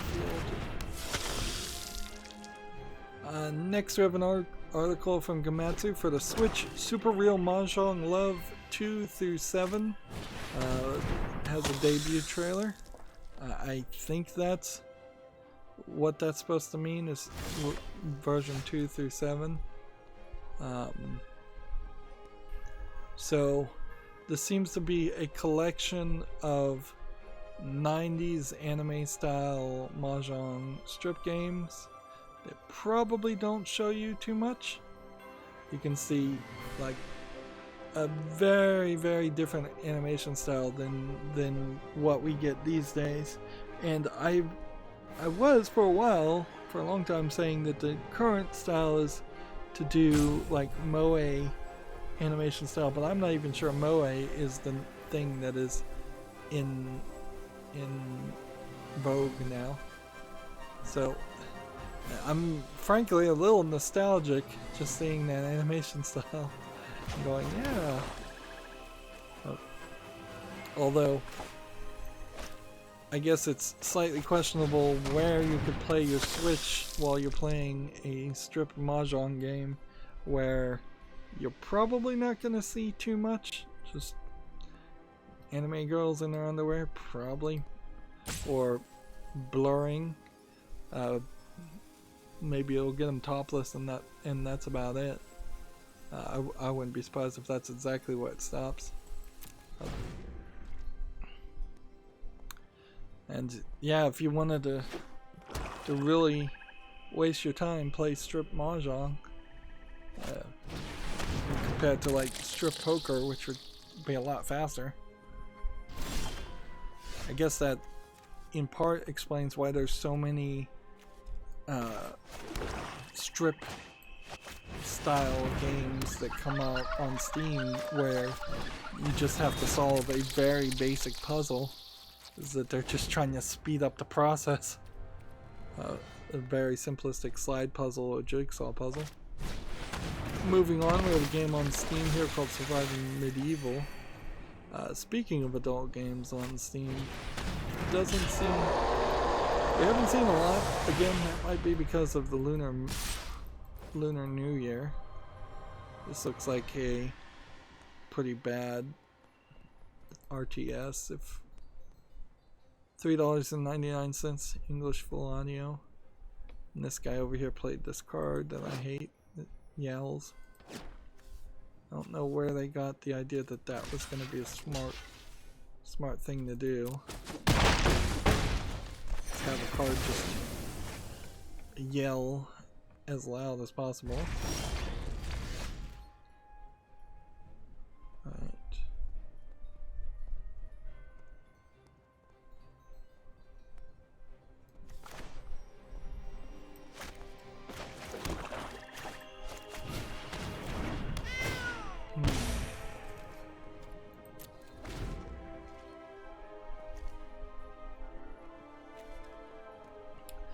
Next we have an article from Gamatsu. A tactical RPG game called Dragon Quest Tact has been announced for iOS and Android. This doesn't seem like this is a standard Dragon Quest animated game, though. The animation looks different than the previous Dragon Quest games. And they already were making a Pokemon Go type clone for Dragon Quest that was going to work in at least Japan, so now they have two Dragon Quest games that are kind of in development. That's a little surprising. Like they seem like they're determined to flood the market with Dragon Quest games.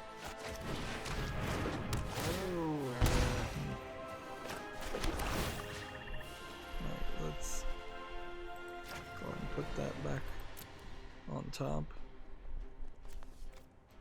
Next. And go ahead and attack those.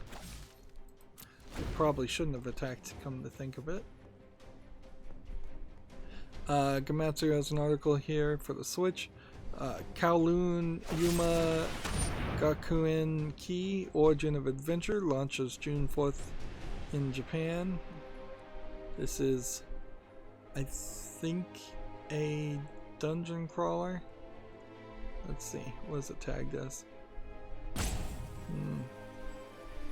don't even say. Yeah, I think it's a dungeon crawler, but I'm not even sure. I recognize this girl with this weird necklace. That's about all I remember about it. And it was only announced a couple weeks ago. Maybe a few days ago even, that it tends to all blur. There's just so much that gets announced. Let's see.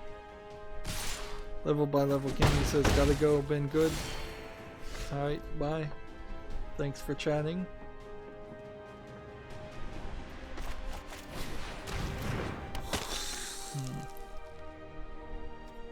Do no attacks. Gamatsu has the Famitsu review scores for issue 1627. So let's see what was good according to Famitsu. Bookbound Brigade, not good. Death End Request, pretty good. scoring all 8 with the 4 reviewers to get a 32 out of 4. Degrees of Separation, 31 out of 40. Gym Wars, bad. Hatsune Miku, 32 out of 40. Juggernauts, 27 out of 40, bad. Kunai, 32 out of 40. Real-Time Shogi, 30 out of 40, so that's not particularly good. And To the Moon, 33 out of 40. The scores, the way they do scores in Famitsu are always a little more balanced, I think, because it's 4 reviewers that still probably have a lot of the same problems that you would expect from other reviewers of games, that where they tend to give everything a 7.5 or an 8, but then it just gets even more balanced out. So if you see something with a 32, it's probably an average game, and that's about all you can really say about it.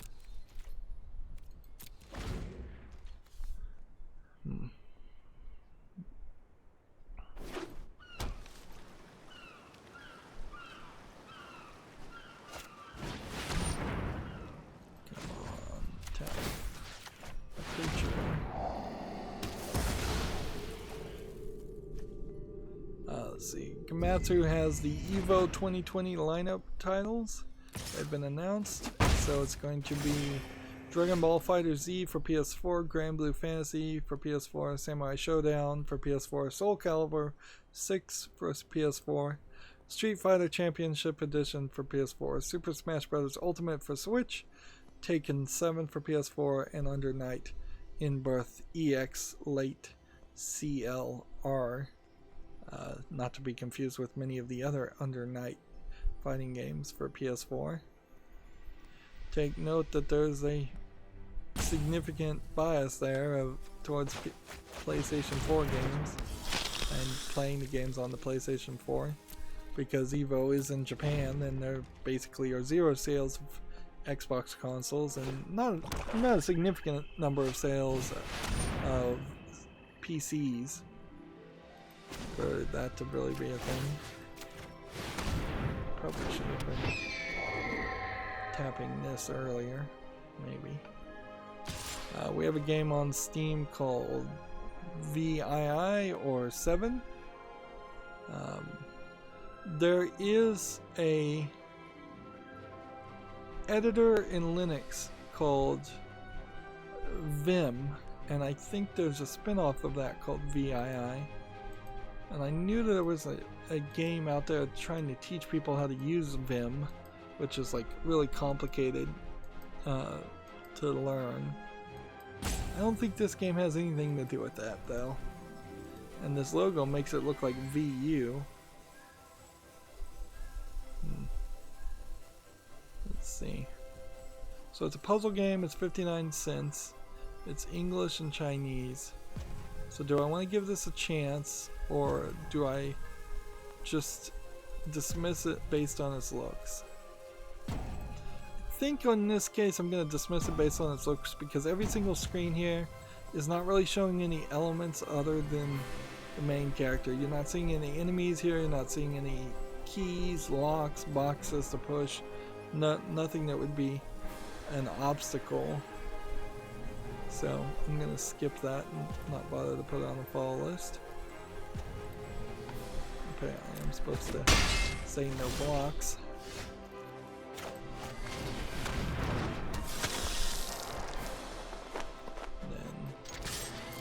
Go ahead and attack here and see what happens. Next we have a game on Steam called Days of War Definitive Edition, but we can see it's mixed already. A lot of people are playing it. It looks visually polished pretty well, but if only half of the people are liking it, then it's obviously got some problems. It's $19.99 discounted. It's online PvP, which means I wouldn't play the game anyways. Let's see if we can see a reason. Let's see, after this game died, he killed himself. Can't recommend it in its current state. If the current version is how the game initially launched on early access, then I might recommend the game. So it's been in early access for a very long time, and it didn't improve enough to convince people that it was worth people's time.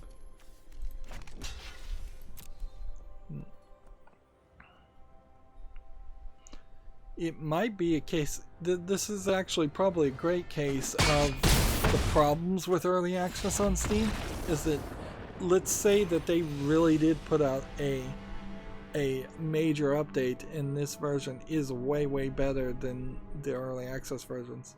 Well, the damage is already done. There's no way you're going to get 1,000+ people to review your game positively and get it up to even 75% positive, let alone the 80 or 90% positive you really would want. You would need probably 2,000 or 3,000 people to all positively review a game that effectively is old and unlikely to sell or be promoted because of its mediocre reviews. So early access doesn't really work for anybody who makes a game, except for people who are planning on not really finishing the game or polishing the game in a way to make it look as good as possible and sell and be a good experience. See, next we have a game on Steam here called Monster Viator. Is that how you would pronounce that? Viator? It looks interesting. Like, I could see myself saying it's just an RPG Maker game, but it's not. It's an RPG game and using its own engine from the looks of it, with its own animations, and it seems like it's a turn-based strategy RTS type game. Well, typically I would say no to these types of games, but it's $13.49 discounted. It's English and Japanese. I'm going to put this on the follow list and see what the response is, because this looks like this might be a type of game that feels like some of those original Final Fantasy games, with maybe a little bit of visual polish in some elements and maybe better translation and better story if we can hope. Let's see.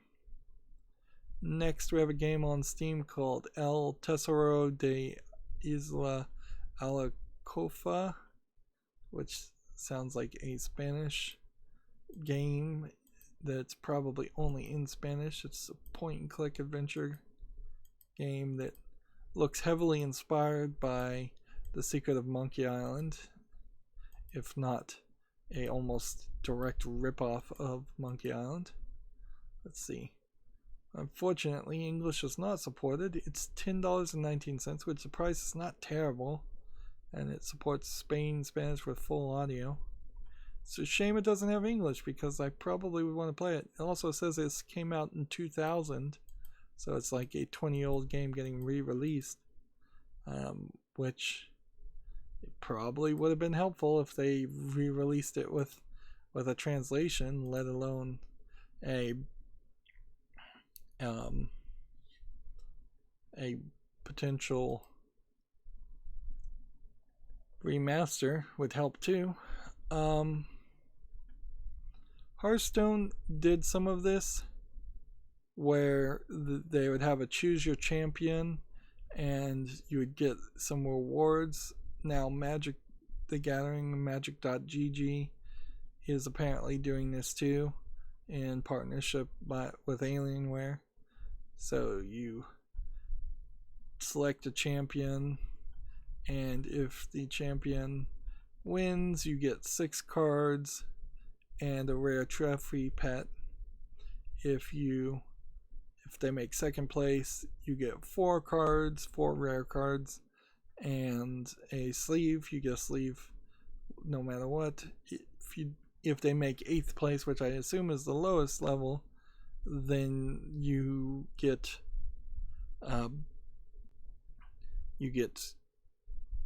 2 rare cards in the sleeve. So you're gonna get something regardless. So you probably should do this. Let's see if I can recognize any of these people. No, I don't recognize any of these people. But I think this guy looks intense. So, let's see. I would pick him.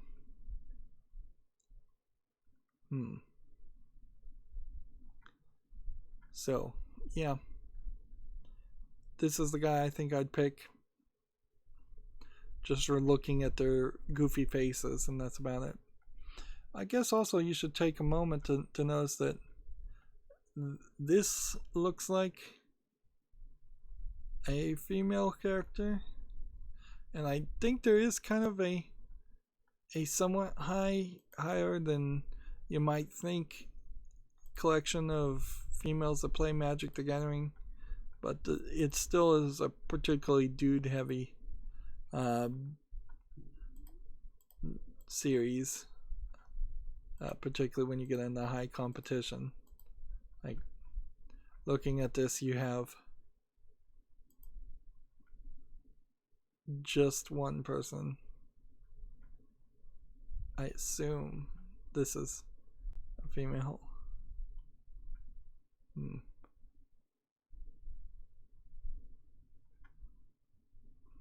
But yeah.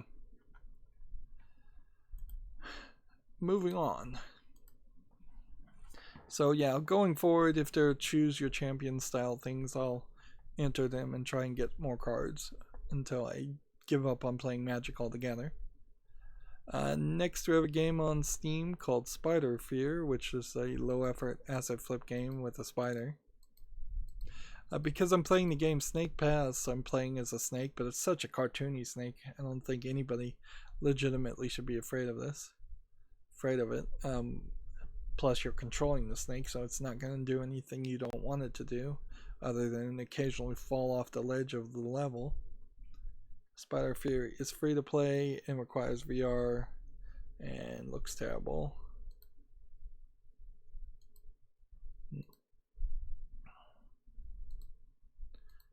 Let's see. Gamma Sutra has another advertisement for GDC, although they are saying something that is actually somewhat newsworthy. They've added at GDC an arcade play showcase that shows off arcade cabinets for people to play. So basically that means they've put a little bit of an arcade there, which means that GDC is now somewhat promoting itself as a event for consumers of video games and fans of video games, instead of being a game developers conference where it was up until this point been really only open to people who wanted to be game developers and people who were game developers. It was the probably most circle jerky convention where everybody in the video game industry got together and like regurgitated the same thoughts and ideas back to each other and reinforced it, encouraging the groupthink that is a major problem. If I was going to try and tackle the groupthink problem of the video game industry, stopping GDC from happening would be a major part of that. And then probably I would stop some of the other events too, like E3. At the very least, when developers go to PAX, they're probably having to answer and talk to fans of their games, and so although a lot of those presentations at certain conventions really are just somebody getting up on the stage and preaching or giving a speech. Anyways, moving on, we have a game on Steam called The Hunted, which looks like a dark screenshot, low effort, first person shooter asset flip game. Let's see.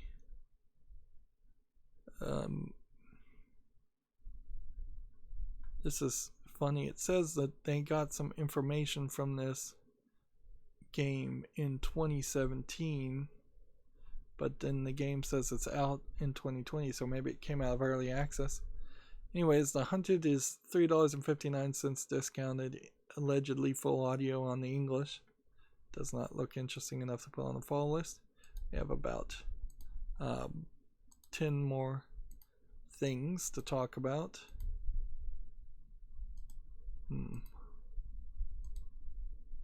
So we'll load some tabs.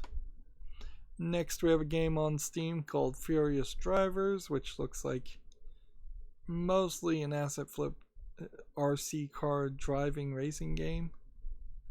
See if in the screenshots we see much variety. No, it seems like you're just going around the same warehouse, for lack of a better description, and shooting each other. It's early access. They want $9.99. It's English only. Yeah, doesn't look good enough as a car versus car battling game. Let's see. TechRaptor has an article here. The indie real-time strategy game A Year of Rain puts its active development on hold. So the game A Year of Rain, which looks a lot like StarCraft, is not going to be finished, more than likely. Let's see.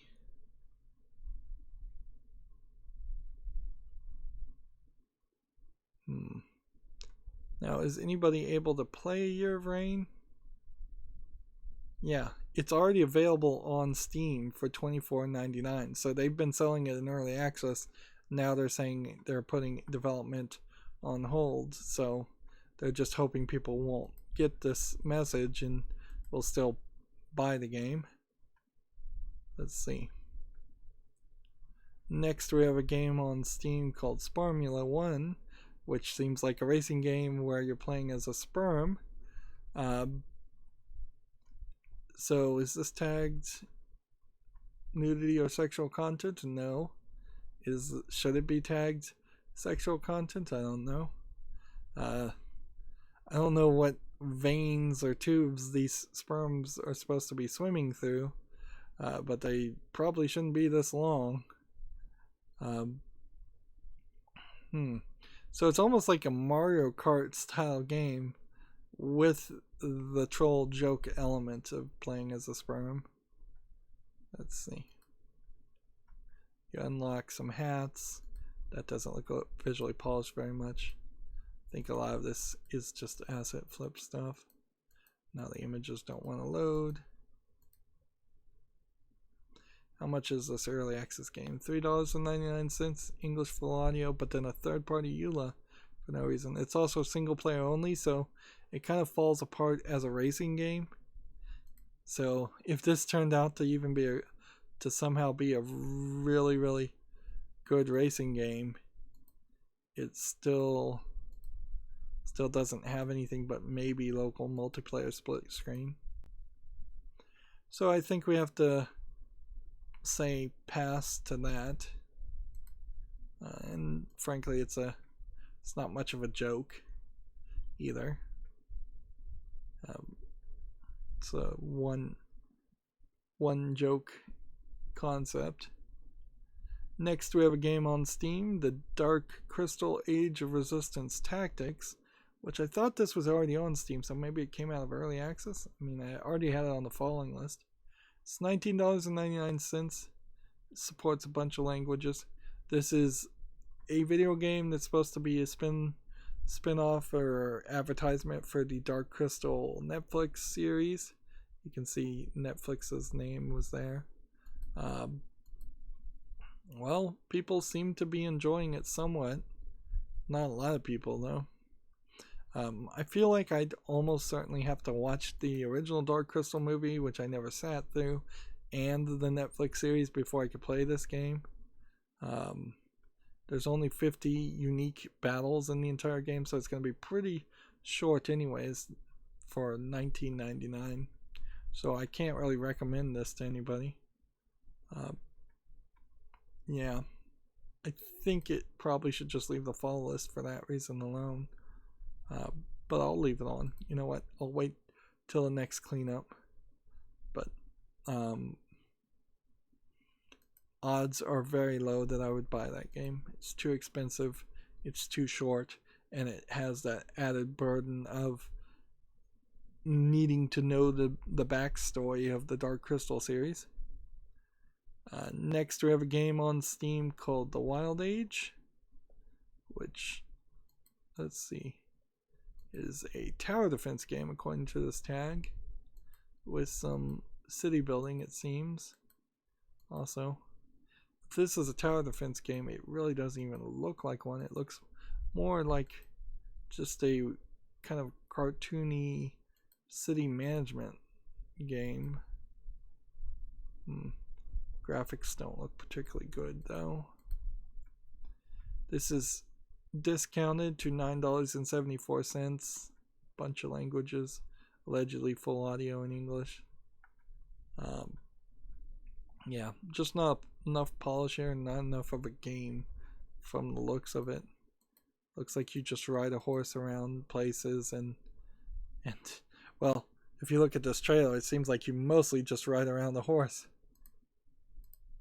But I imagine you ride around the horse to places and give orders to build up the city and defend it.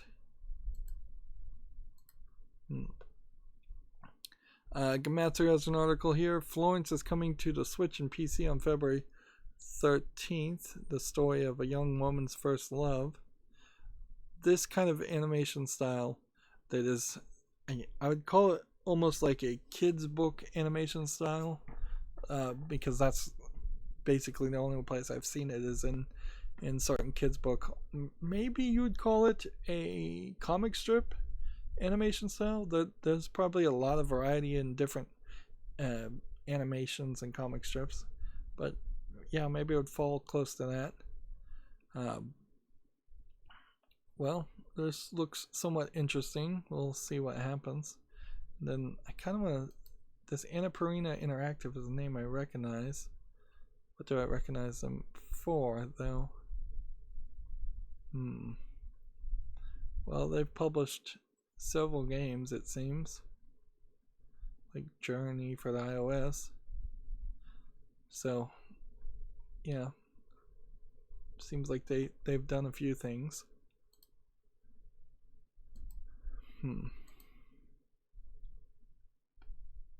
See, next we have a game on Steam called Soul Reaper, which looks like it might just be a RPG, maybe an idle game.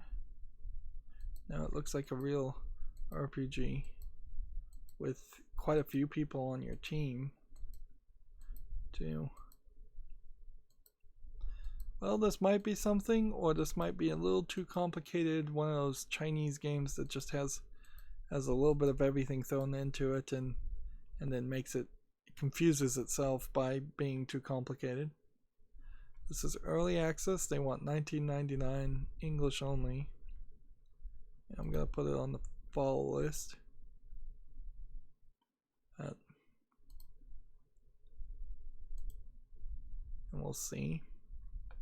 Then the final game we have is called Wide Ocean Big Jacket, which seems like it's probably a very simplistic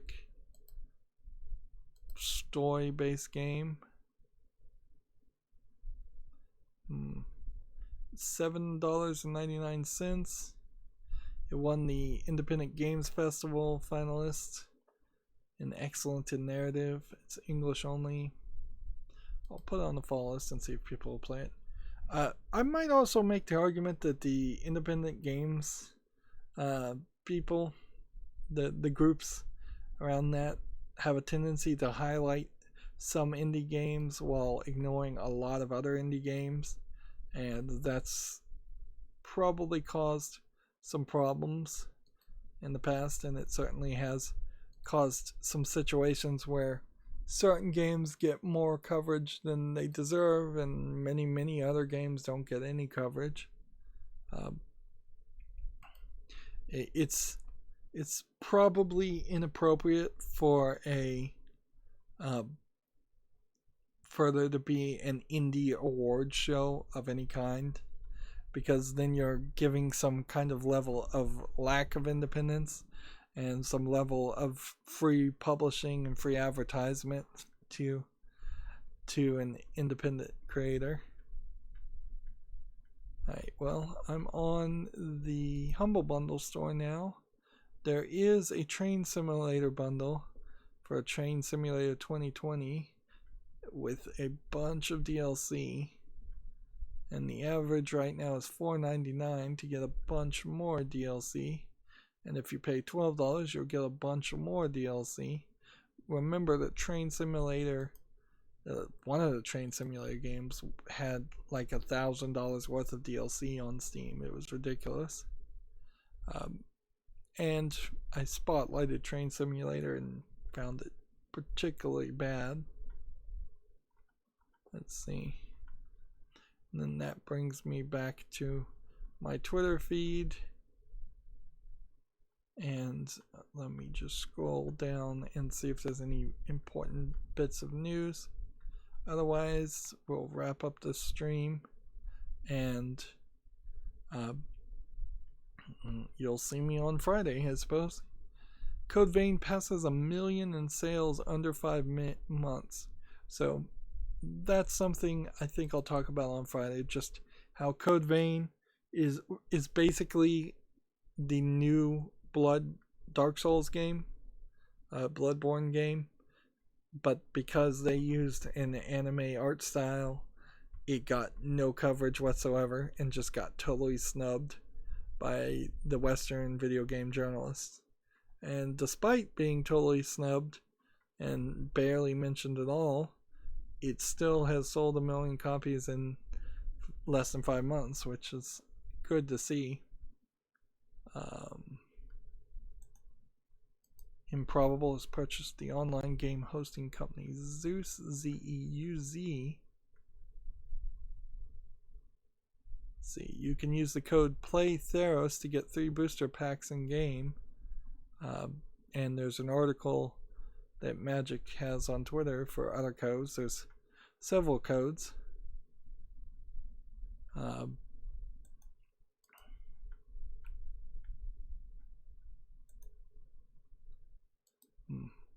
Remember for that brief week when we were getting games on Steam that was storming Area 51?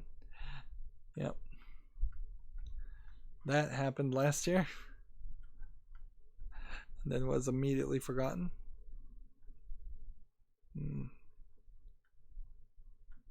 And I wouldn't say the video game industry is particularly well centered around